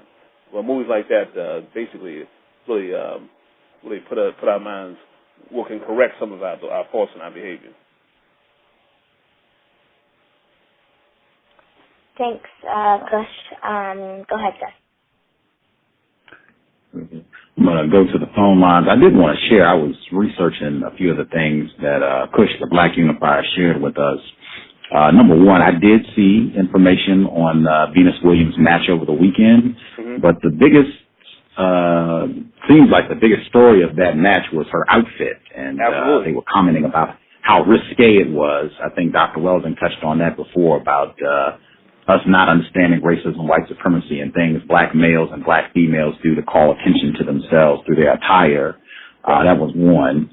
And number two, since you just touched on The Color Purple and the impact it had, and Tyler Perry, you talked about them both. Just heads up, we've mentioned this before on this program, heads up so you know it's coming. The movie for colored girls who have considered suicide, When the Rainbow is Enough. Tyler Perry is directing it. It is scheduled to come out, it looks like, sometime later this year. I think this is going to be another Color Purple. Again, we talked about it on the program before, and it looks like suspected racists are really revving this movie up. Janet Jackson is supposed to be in it. Kerry Washington, Whoopi Goldberg, and this I don't know if people have seen it, but you can read the book. It's pretty much black males are terrible. It's Color Purple all over again. Black males are terrible. They're Satan. They're the root of all our problems.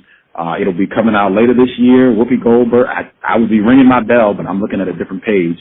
Whoopi Goldberg, Kerry Washington, Janet Jackson, they are coming barrels loaded. So be on the lookout and perhaps have some counter-racist strategies in the making, because this is coming down the pike later this year from Tyler Perry. Let's see. The phone lines. We have full phone line. I want to get a few questions. Person who called in last 4 digits, 5808. Did you have a question?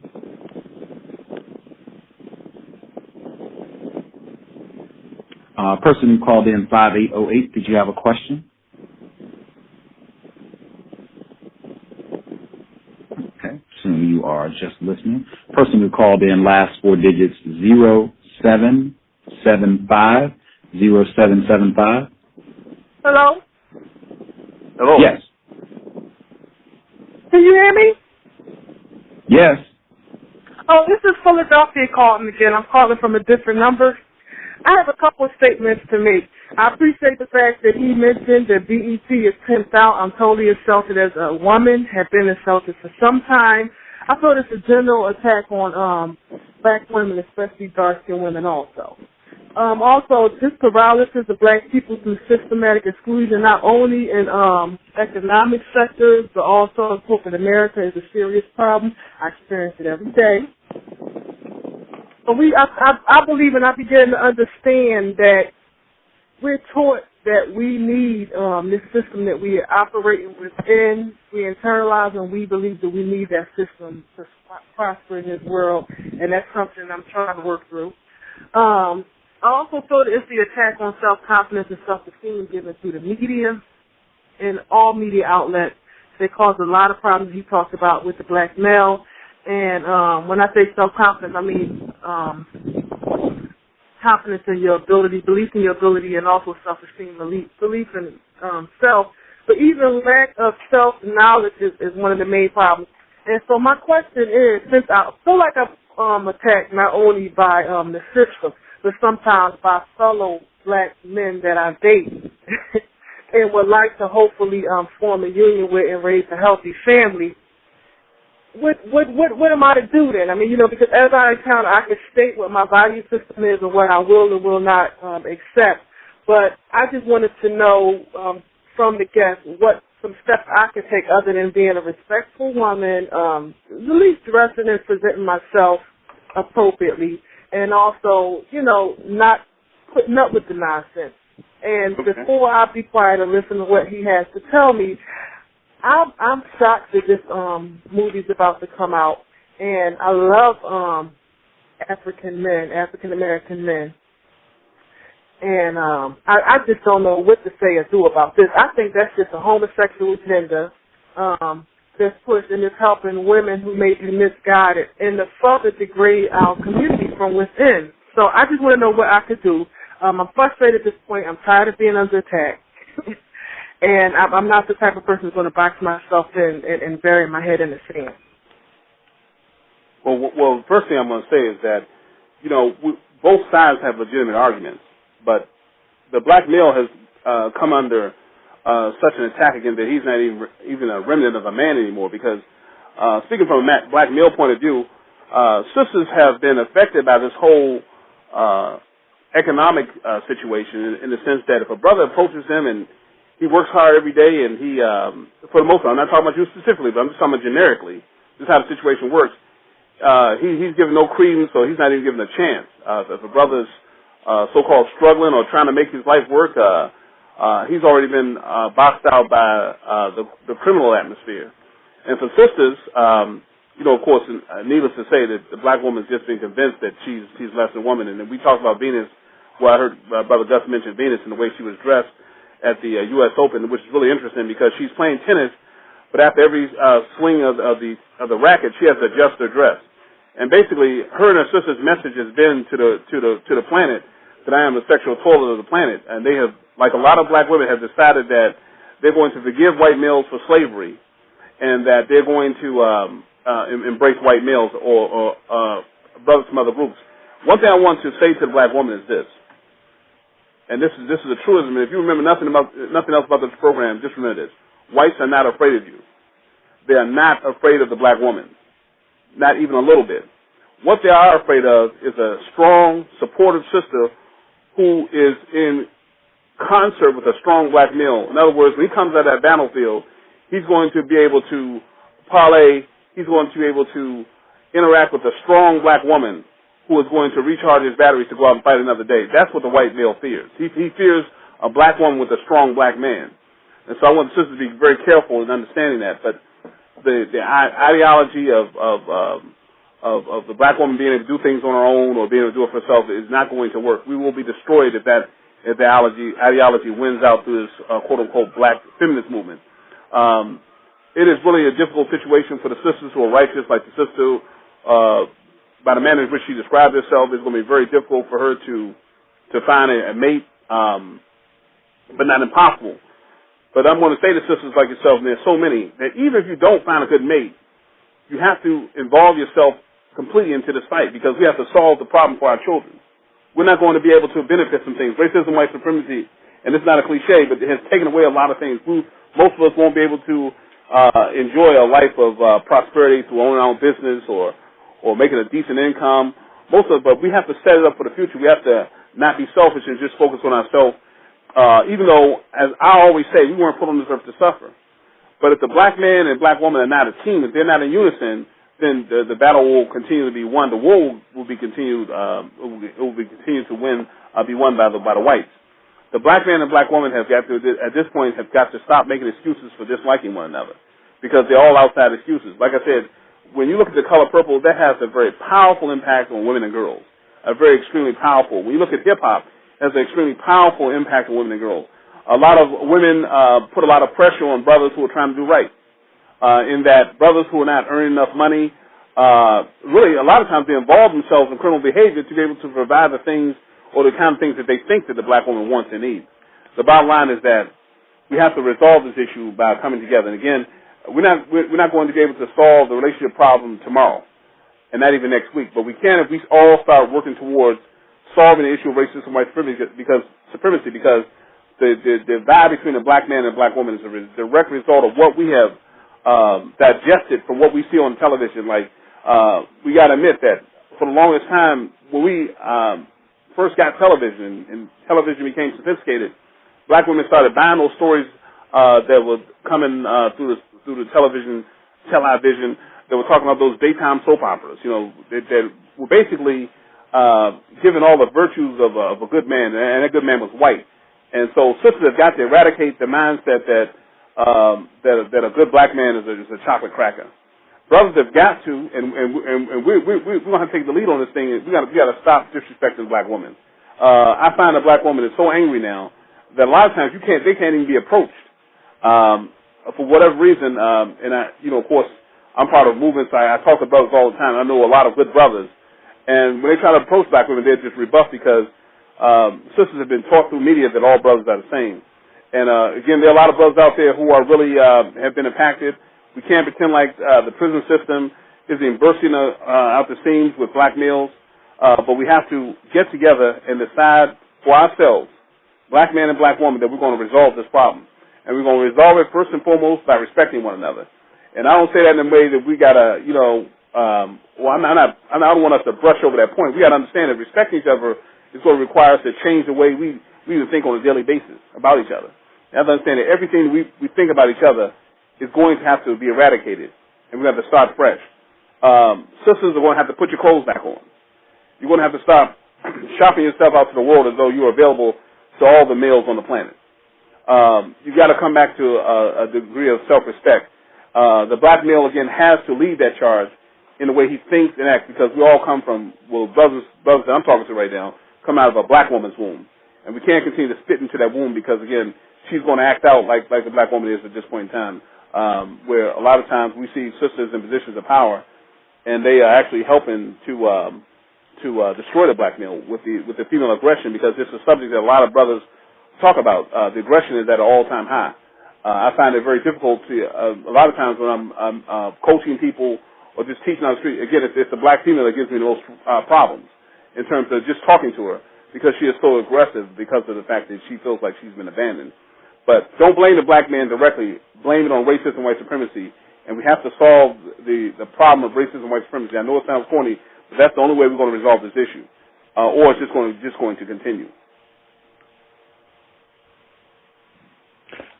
Thank you. Caller in Philadelphia. She called yesterday for Brother's Keeper as well.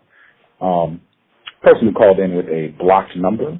Did you have a question? Person with a blocked number. Can I be heard? Yes. Yes, ma'am. Greetings, Kush. I just wanted to let you know regarding Essence, I got a 3-year subscription for a cheap price. And I've noticed the degradation of it as well, but it is owned by Time Inc., which means white people, possibly small hats, do own and run Essence magazine at this point, with black people working for them. Yes. I have been doing reading on the issue of the so-called Jewish people who are Gentiles. So I've already gotten through the slavery period through the secret relationship between blacks and Jews, Volume 1. Now I'm working on Volume 2. But what I haven't heard covered, and I think needs to be covered because so many of us get duped into thinking they are our friends because of this, is why they were involved in the so-called civil rights movement and how that was an advantage to the small numbers of them that were involved in it, if you can expound on that at all. Yes, I did talk about it, but I'll expound on it more. One of the advantages for the small hat, I didn't talk about this aspect of it. One of the advantages for the small hat or the designers is that we took the attention away from them. And I often talk about this. A lot of people, and we don't have time in this program to get completely into it, but a lot of people never ask the question, why did the so-called Holocaust happen? I say so-called because, of course, a lot of lies are being perpetuated about the numbers and about the fact that it was something that Nazis or Hitler was totally responsible for, when we all know that it happened. Well, we don't know that it happened with rich white Zionist consent. So they used us. They used us in the same manner that the pimp uses his prostitute. They took advantage of us. We were ignorant of who we were by not being in classrooms, by not being allowed to read, by taking away the ability to study. We forgot who we were, and that was the purpose. One thing they were able to do was to take this race of people who had forgotten who they were and use us for their advantage. So they were able to build businesses in our community. I remember very distinctly back in the 50s and the 60s, the first people to come into our community weren't Asians, weren't Arabs. They were small hats, and they would sell us furniture, everything from furniture to food, and they were the ones giving us bank loans at high interest rates. So they were able to make money with us directly on the plantation or in the slave system, but they continue to be able to make money through the civil rights era, and even now. The one thing we got to understand is that every major sports team or every major sport is controlled by a Zionist. We look at the commissioners of the different leagues; they're all Zionists, and also big business. But the bottom line is that they used us to be able to gain profitability, and also we became cannon fodder. Basically, they allowed people to be able, the Anglo whites to be able to attack us, thinking that we were their problem. And only a few Nazis and skinheads and those white supremacists figured it out that the Zionist was actually their biggest problem, because he was corrupting everybody. But they used us when they wanted to change the focus off of their behavior with regards to owning all the banks and big businesses. They of course simply made black criminals the focus. And in fact, if you look at the first motion picture that was done by D.W. Griffith, Birth of a Nation, he was a small hat. He was a Zionist. So, and they made the whole country fixated not on the Zionists who were eating up all the land in the South, but it made them focus on black people because, of course, the black male, now that he was free, he wanted to ravage and rape white females. And so that became the focus of the Anglo male. So they've always used us to their advantage, and I hope that answers your question. It gets much, much deeper, but that's the A answer.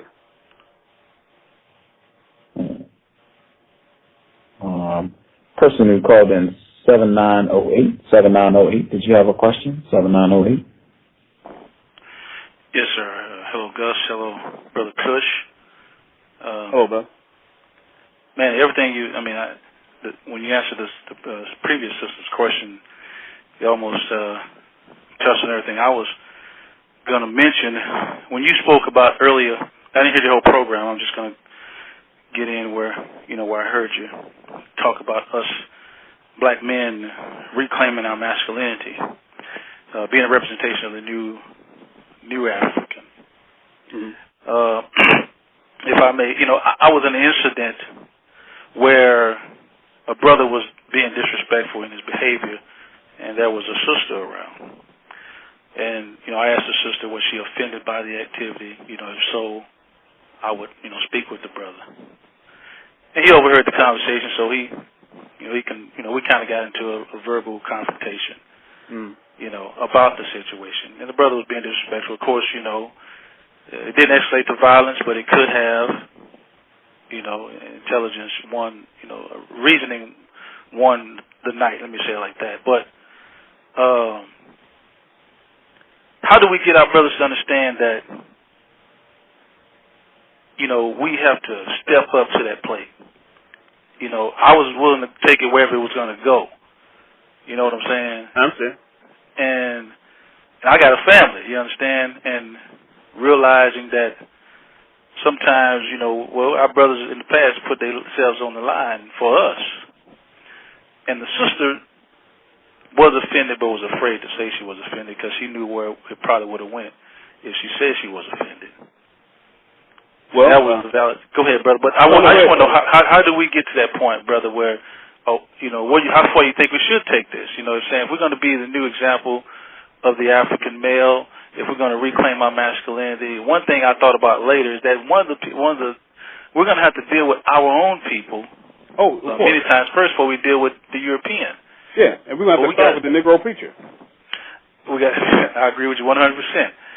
Should we be ready to go that far, brother? Should we step up to that challenge at this point and be, brothers who claim they want the system to end and they're ready to get into this fight? How far should we be willing to take that masculinity and that manhood to really stand for what we say we believe in? Well, if we want to claim a nation, then that's absolutely what we have to do. Again, we have to remove fear from the equation. We've got to be fearless, because you mentioned one important thing when you talk about the ancestors. Our ancestors, the liberating ancestors, I always say the liberating ancestors, are responsible for me and you being able to have this conversation via the phone line. So we all owe a debt. Everybody with black skin owes a debt, because we would not be here were it not for the Nat Turners, were it not for all those great heroes and sheroes that came before us that sacrificed blood and sweat so that we could continue. And that's what I was talking about when I talked about the fact that, some of these things we won't see, but that doesn't mean we shouldn't fight for them. We have to stop being selfish, because they weren't selfish at all. They were selfless in that they gave everything so we can have what we have now. And that's what we have to do. This thing is so jacked up, for lack of a better word. It is so jacked up right at this point in time in history. Our position at this point in time, particularly the relationship between a black male and woman. The black man absolutely has to insert his masculinity, but he's got to stop being a faggot. And what I mean by that is that instead of dealing with the problem, the white male, we're attacking our woman. And in turn, she's become so bitter that it's very difficult for her to even have any kind of positive discourse with us in a regular situation. That's just she was afraid to say something about it, because it seems like the thugs and the hip hoppers are winning. And they are at this point in time, because the real men are too afraid to step up and do something about our condition. But we've got to step up and we've got to step out if we want to save ourselves, because I don't know how long you think we're going to be, or anybody thinks we're going to be able to continue with the current rate that we're going.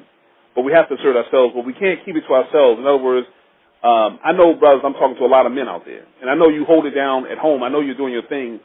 I know your woman and your children love you. But I'm saying you got to extend that behavior beyond your home. You got to go out into your community, and you got to link up with other brothers. We got to start the idea of forming, and not just forming, but supporting institutions like Positive Kemetic Visions and like the other institutions that we talked about, groups and institutions that are fighting for our liberations like our ancestors. So we have to join in that battle, because, again, whites support their liberation, or I should say not their liberation, but their enslavement efforts. They support all their slave institutions, and that's what makes them successful. We're not going to be able to do this by ourselves. And like I said before, the sisters have got to understand the white boys ain't scared of you. They never have been, and they never will be. It's the black man that they fear. And so once we become a unit, once we form like Voltron, it becomes an impossible situation for racism, white supremacy, and the white race in particular.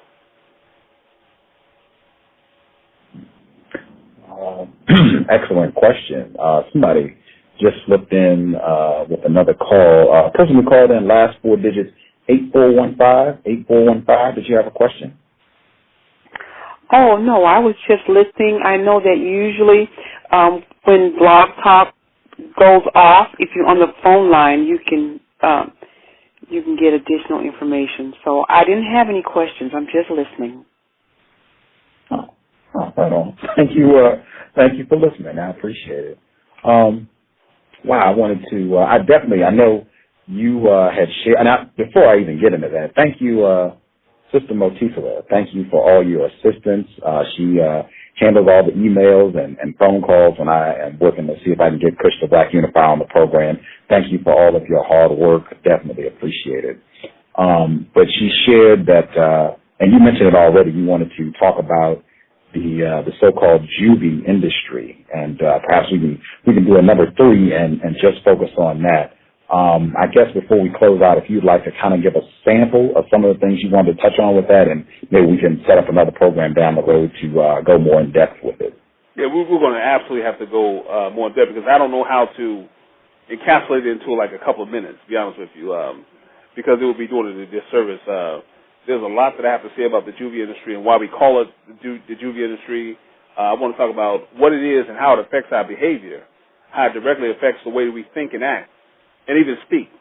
Again, there is no carrier that go around to each black community and say to our people, hey, you should talk like this, you should dress like this, and you should think like this. This completely happens through the media system, the mass media. And that's why books are so important, because we have brilliant scholars who write their thoughts down, who write the conclusions of their research, and they have completely dedicated themselves to the liberation of African people all over this planet. And so my message is not just for blacks in America, black people, period. Black people in Africa. We have to reconnect with the motherland. And there's just a lot to say about how the juvie industry has disconnected us from who we are and from our landmass. And what was the movie Eddie Murphy was in? Coming to America was a demonic masterpiece. It perpetuated the lives. Coming to America? Wait a minute. Coming to America with Eddie Murphy and I will prove that. Yes, sir. It was a demonic masterpiece. But again, I have to, qualify what I'm saying. I have to have another format to be able to do that. But that thing was completely constructed by small hats. If you get the movie and you really watch it, I hope you don't pay any money for it. But the whole thing is just a complete lie and a falsehood, and it just reconfirms every stereotype that we have with Africa. But as long as we're hating Africa and African people, we're going to continue to wallow in the muck of this European cesspool. Wow. Coming to America, James Earl Jones, John Amos. Yes. Wow. Okay. Well, if we could set that up sometime down the road, I know you all are busy, Positive Kemetic Vision. If we could set it up down the road, I would like to do the juvie program and start with Coming to America. Right. And, brother, I'm going to talk straight. We're going to start with Coming to America and all the problems. Okay. There's actually a two DVD set that I do called Terrorism for the Entertainment Industry. And I break down Coming to America. I do a decent job with it. Let's put it like that. You got to go behind the scenes to see how it's constructed and what the messages were that they were conveying to our people. The chronology. I call it the chronology of Black hate in Hollywood. Wow. Is this DVD at the PKV store? Yes, it is. It's called the chronology. As a matter of fact, brother, give me your address. I'll just send it to you. I will do that off the air. Yes, sir. Make sure you give me. I'll send it to you. It'll go out tomorrow. Make sure. I will do that. And I'm sure the sister Matissa, accepts your compliments. Her and another sister in jury. There are two people that you want to make contact with. Our two secretaries on the phone, and they do an excellent job for the organization. I am super appreciative for all of her hard work. I just spoke with her yesterday. I talked to her, and she made sure everything was set up for the program. I appreciate all of her diligence and hard work. Before we had one caller from Austria called in, Black Male. Do you have time for a last question? Yes, sir. Okay. African 1884, go right ahead. Yes, sir. Thank you. Good evening, sir. Kush, how are you? I'm doing good. How are you doing, brother? I'm fine, thank you. Now, I just had a question, and it's in regard to, I saw a video recently, and in the video it was posted on YouTube. You had some Hebrew Israelite brothers, and they were preaching on the streets, and they got into confrontation with a black non-white female. Right. And they were they kind of attacked her because she was trying to defend a white male. Right. And their opinion is that they were telling her that you black women are the worst and you're traitors to the black race. Right. Now, my question to you, sir, was that what would you tell, because there are many black males who have this understanding that the black female is bringing us down and that she doesn't support the struggle against race and white supremacy and she's a traitor. So what would you tell black males who view black females as their enemy in the struggle against race and white supremacy? Excellent question, and I'm glad you asked that, because that piece on the Hebrew Israelites in New York, when they, I believe it was the year before last, I think it was 2008, when they basically cursed the sister. It was more than one sister, actually. It was 3 of them they cursed out on the street corner. Yeah. And that is a good lesson because for the people that watch the video, and one thing black women do that really just, it incenses me, they automatically assume that black women are in the right. When they start talking about black men being dogs, I know sisters probably get attitude what I'm saying, but literally every time they take the black woman's side, regardless of whether she's at fault or not, both sides are wrong in that conflict. Both sides. The sister, for those brothers, do what they do every week. They spew this nonsense about religion, their interpretation of the Bible, and black people's involvement with Christianity. I'm calling nonsense. They spew it all the time. This is what they do. But I applaud them for getting on the street and trying to at least bring about some form of correction to our behavior.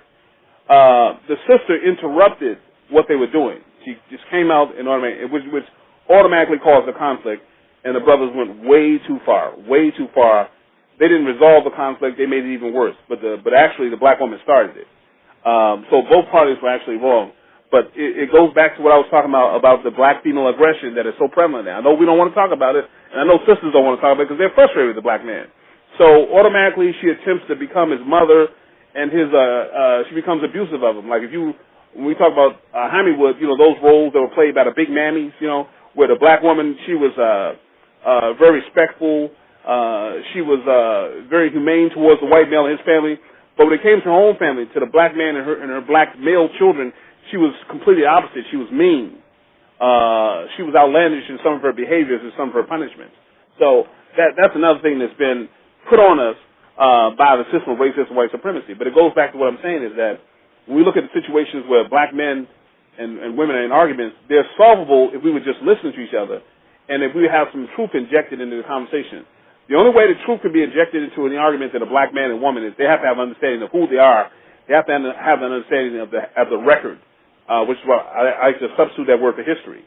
I hope that answers your question. That's the short answer, but we have to get to the point where we are willing to educate ourselves on who we are and how we got into the situation, because the fight will never end if we don't understand that most of these behaviors come from the slave plantations. The brothers calling the sisters out of their name. Brothers, we feel very insecure right now. And in fact, from the idiot to the genius, we don't feel like we're needed at this point. And I don't think the black woman understands that. And in fact, her message to us is that we're not needed, but we are needed because, again, like I said, whites aren't afraid of the black woman, so they're keeping us apart. But if you don't understand and get the mindset, even though that argument was between black, and I wish people that didn't see the video will go to YouTube and pull it up. It's Hebrew Israelites. I don't even know if it's still on there. Hebrew Israelites versus a black woman or black women or whatever. I'm not too sure what the title of it anymore. But it's a very interesting argument because if you strip yourselves of all your prejudices as a black person and look at that video, they both were in the wrong. It was disrespectful all the way around from both parties. But again, it was two groups of people, black people who don't understand history and who have a position based on what they've been taught by racism and white supremacy. Brothers got to understand our sisters are bitches. And brothers talking about black woman's the worst. How could she be the worst when white females were ones that were getting us lynched? They were ones on the plantation that when the slave monster would leave the plantation, they would have relations with black males, and when they got pregnant, would tell the monster when he got back that she was raped when the sex was consensual.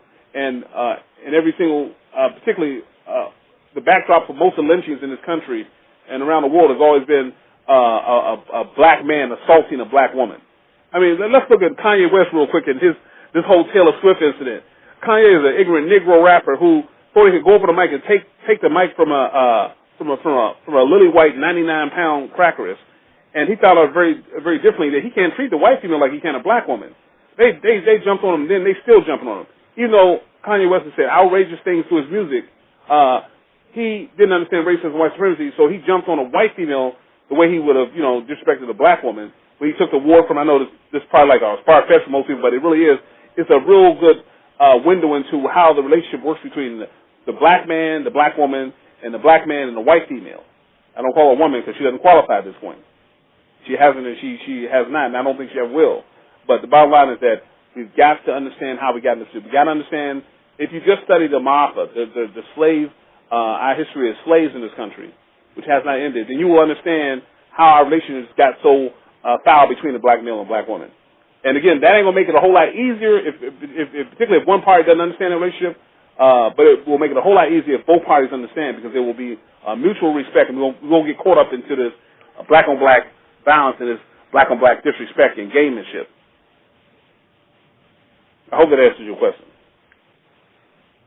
Yes, sir. Thank you very much. Thank you.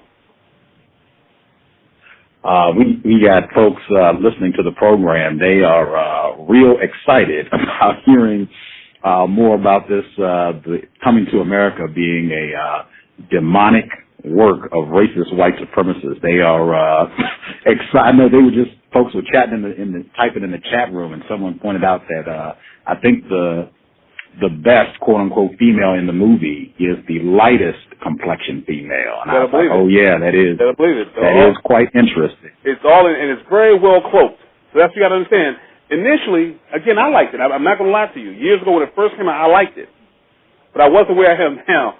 Although I was a freedom fighter, I liked it. Then when I started to examine it, and my son brought it to my attention. Actually, my son, he brought it to my attention. And I started looking at it. I was looking at it on the surface. I realized it was garbage, but then I started getting into the deeper messages again that were being delivered. And but again, I'm not necessarily just trying to sell DVDs. Of course, we are trying to get support for our program. But if you want to hear the argument, and I believe it's a damn good argument because a lot of research went into it, the DVD is called The Chronology of Black Hate in Hollywood. And it deals with coming to America, as it does a lot of other film juvies. Very rarely does anything good come from Hollywood. The best movies have been done by black directors. Black directors and producers, I should say. Wow. The DVD title again is The Chronology of Black Hate in Hollywood. Right, I'm going to send it to you. Okay. And okay. Yeah.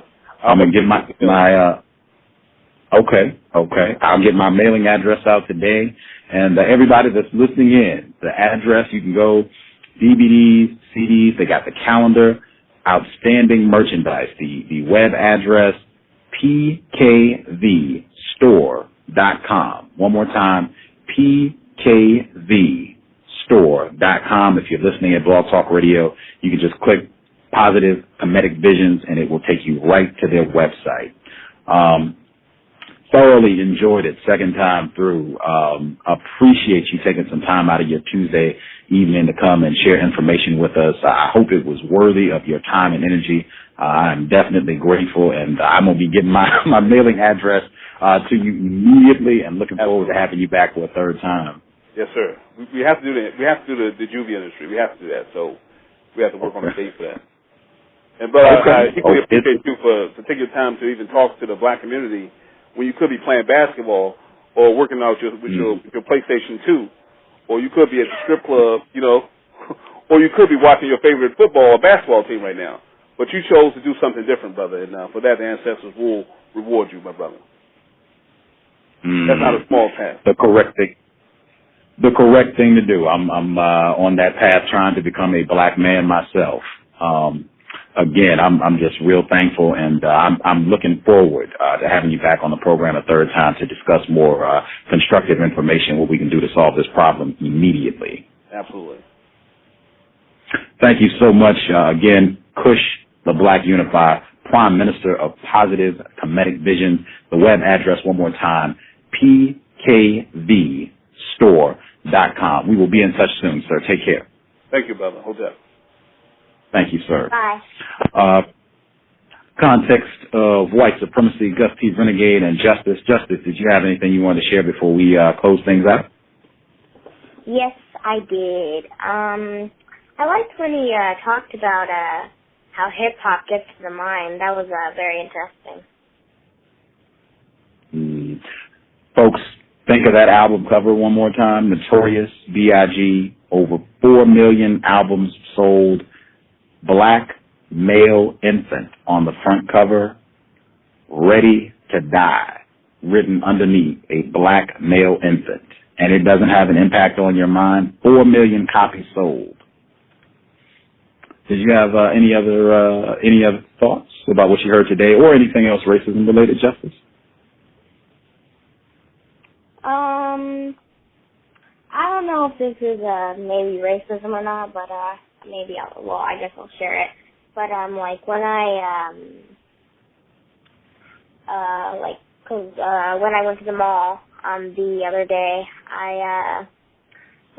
when I was walking in, when I was walking in to the mall,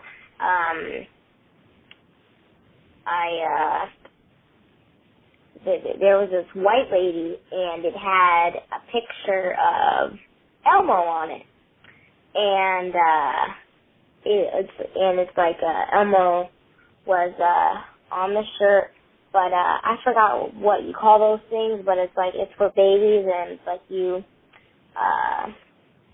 it kind of looks like how could I describe it? It's like you hold the baby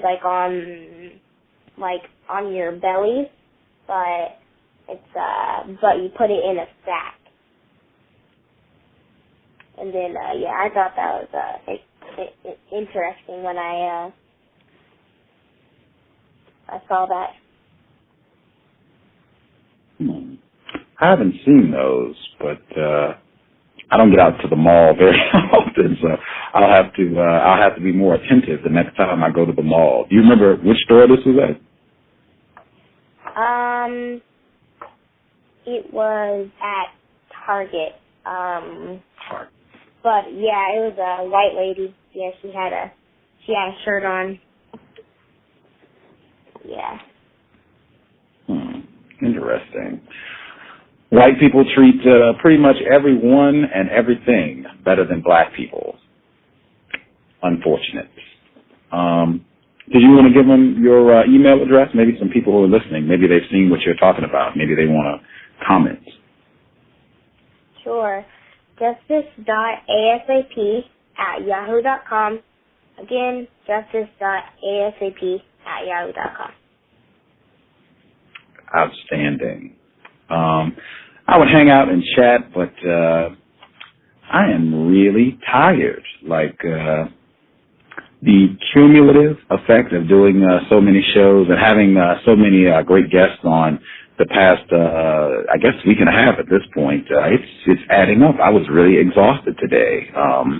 And we did 10 shows in 13 days. We've been very active. I think I'm deserving of being a little fatigued at this point, but we'll only have one day off, and we'll be back on Thursday. Eric Rush, he'll be on the program. He's the author of Negrophilia. Very interesting book. I know some people already talked about that book on this broadcast, and people seem to be excited about him coming. He'll be here Thursday. The end of summer blackout officially over, even though we will still be having black guests. And this weekend, we should have a lot of great shows this weekend. Anthony Pryor, he'll be making his return visit this Saturday evening. It's going to be a late broadcast, 12 midnight Eastern, 11 p.m. Central, and 9 p.m. Pacific. Anthony E. Pryor, author of Slave Side of Sunday and Black Horses, White Cotton, and Religion. He'll be back for his second visit this Sunday evening. But before we get to that, we will have a quote-unquote healthy black relationship. Now, there's no such thing as a healthy black relationship, but I definitely think you can attempt to have the most healthful relationship possible under the system of white supremacy. And we'll have a married couple. They've been married for over 10 years. They have 3 kids, and they'll be able to hopefully offer some suggestions on ways to deal with all of the psychoses that comes with racism, white supremacy, and how to make that relationship work. So that'll be this Saturday. That will be at 9 p.m. Eastern, 7 p.m. Central, 6 p.m. Pacific.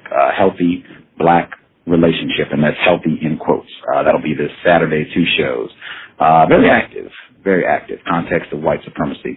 Again, I would stay, but I am tired. I will guarantee we'll hang out next show. Thursday we'll hang out. Everybody can come on and chat and share their views and all that good stuff. Thursday show, but today I'm going to relax and put my feet up a little bit. You can go back and check out the archives. Thank you. Oh, before we sign out, I want to play. So I guess I had a question. Yes, sir. Yeah, did you get my email? I think I sent you an email. I did. That's one of the things I'm going to do when I put my feet up. Okay, no problem. Okay, sorry, I don't mean to stress you. I just wanted to find that. Oh, yes, sir, I got it. Yeah, you're good. No stress at all. Okay. And our guest caller in Austria, we're going to see if we can work out date and time to get him as a guest on the program to share constructive information about what white people are doing on the other side of the planet to maintain the system of white supremacy. I did want to make sure I got in his definition for a man. I'll read it again, and then I'll hopefully be able to play Brothers Keeper's song, Blackface, because they did get it to me, so I can end with that. But in Kush the Black Unifier, his definition for a man, he said, a male adult who embodies the principles of protecting, nurturing, and moving them in a progressive direction, who's mature, fearless, and asserts self-determination, is a lawmaker, is educated, and fair. And listeners who've been tuning into the cows, they know that term fair. You really want to watch that. Mr. Fuller shared that with me. Watch that term fair. That term connotes being valid, accurate, reasonable, beauty, and white. My fair lady, we discussed this before. Really want to watch that term fair. Perhaps I should have shared that with him during the broadcast, then he could have thought about it. I will do that. When he comes back, I'll make sure I share that with him next time, because I used to use it all the time until Mr. Fuller kind of pulled my coattail about that. But watch that term fair. Watch that term fair. We'll be back on Thursday. Showtime is, I'm not even sure about the showtime. I'm tired. A lot of showtime is sometime Thursday evening. Check around 9 p.m. Eastern. I believe that's when it is, but I'm tired. The end of Southern Blackout. War, Gus, out. Hope you all enjoyed it. This is Brothers Keeper. They kept their word and got me the song. Hope you all will stay tuned and listen to the entire song, because it is outstanding. I want to make sure I play it so I don't lose the switchboard. It is titled Blackface. It's not on their new album. It's on the second album, The Re-Education of the Negro. But support, get that one and get the new one, Revolutionary Reconstruction. Brothers Keeper, Blackface, Context of White Supremacy, signing out. This is BK. We gon' slow it down a little bit for you. This song is dedicated to you know. Sitting here in this past, girl, you sound as hell. I will squeeze your ass, wanna ride you, slow grind you, come inside you. I need you, wanna please you, wanna please you. I don't feel no shame, I ain't playing no games. I don't even know your name, but I wanna have sex with you. Wanna raw dog and everything. Girl, I wanna have sex with you. And I ain't even thinking about AIDS. Girl, I wanna have sex with you. 'Cause you're a woman and I'm a man. Right up from my house with you. And I hope that you feel the same way. Constantly degrading the race. Blackface artists, starving like Marvin for stardom. Doing anything and everything to fulfill the dream of the silver screen. Say anything, do anything, wear anything or no thing. Voluntarily pimp to get greenbacks. Blacks act dumb, mind numb, spirit numb. Some even calm on stage, on screen. Making movies and songs portraying blacks as sex fiends. Dumb songs played on airwaves. Girl, I wanna have sex with you. Fuck around and get AIDS.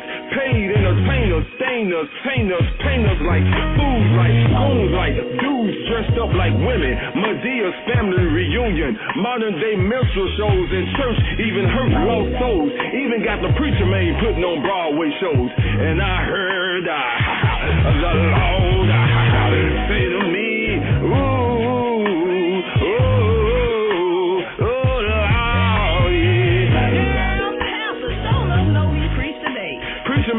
Said a goddamn thing. We just love to be entertained. As Sears gets paid for the slave rhymes he remade. As Halle Berry portrays a sex slave. We keep paying for it, no doubt. As Latifah, no longer queen, brings the stereotypical images of blacks who lack basic English skills, basic reading, demeaning while feeding our children self-hate. Movies and songs failing to relate to reality. Fallacies glorifying blacks dying. It's murder. Might as well paint black paint on your face and dance, coon, dance. Sing, coon, sing. Shake your ass, coon. Make me laugh, coon. And I will gladly give you cash, coon. The world is laughing at you, not with you. Stepping bitchin' ass coon. Did I ask you for what? Blank blackface artists featuring freaky pedophiles, training future killers in the meanwhile, doing it out of style. Head and booty kings of R&B, rap in peace as grown men kiss they play daddy in the mouth. Sweet boy South, glorifying death from the crack house. Cars to touching, rims to fucking, sucking him and her. Unprotected sex in blinging, icy whites and fur. Cerebral intercourse molesting the minds of the young. Half-naked women in a thong, shaking ass, it has nothing to do with the song. But what have we become? Sellouts for Bacardi rum and cigarillos, gigolos and jiggling hoes with no souls, unable to feel the beats of Cypress Hill, P.E. to Soulsville. Real music, if shit goes in the toilet, here's your music. Now use it, abuse it, your gifts. Sampling old school melodies and guitar riffs. No politics or words to uplift or to guide through the slips and pitfalls. Slamming the doors in the faces of those who opened them for y'all. Resembling the slaves on the breeding farms of the old dirty. Unable to control our hormones like animals, which makes us inhumane and unworthy of respect. Dogs and bitches are simply pets that are loyal to their masters as they can be. Platinum and diamond doggy treats to the kings and queens of rap and R&B. Oh, I just wanna buy you a drink. I got money in the bank, baby. Hey, you looking good in those jeans. Sure, got a fat back pocket, baby. Baby, I gotta let you know that I'm a freak in the morning, freak in the evening. I'm a freak 24/7 for you, baby. Oh, you know I'm a flirt. I just can't help myself, baby. Yes, I'm a flirt, baby. I gotta flirt with you, baby. I just wanna throw it in the kitchen on the tabletop. Then I'm gonna take you to the candy shop. Oh, got it. Anywhere, any place. I'll be your sexosaurus, babe. I'm going to the store, baby. I wish I was a dresser, baby, so I can ramble through your drawers. Oh yeah.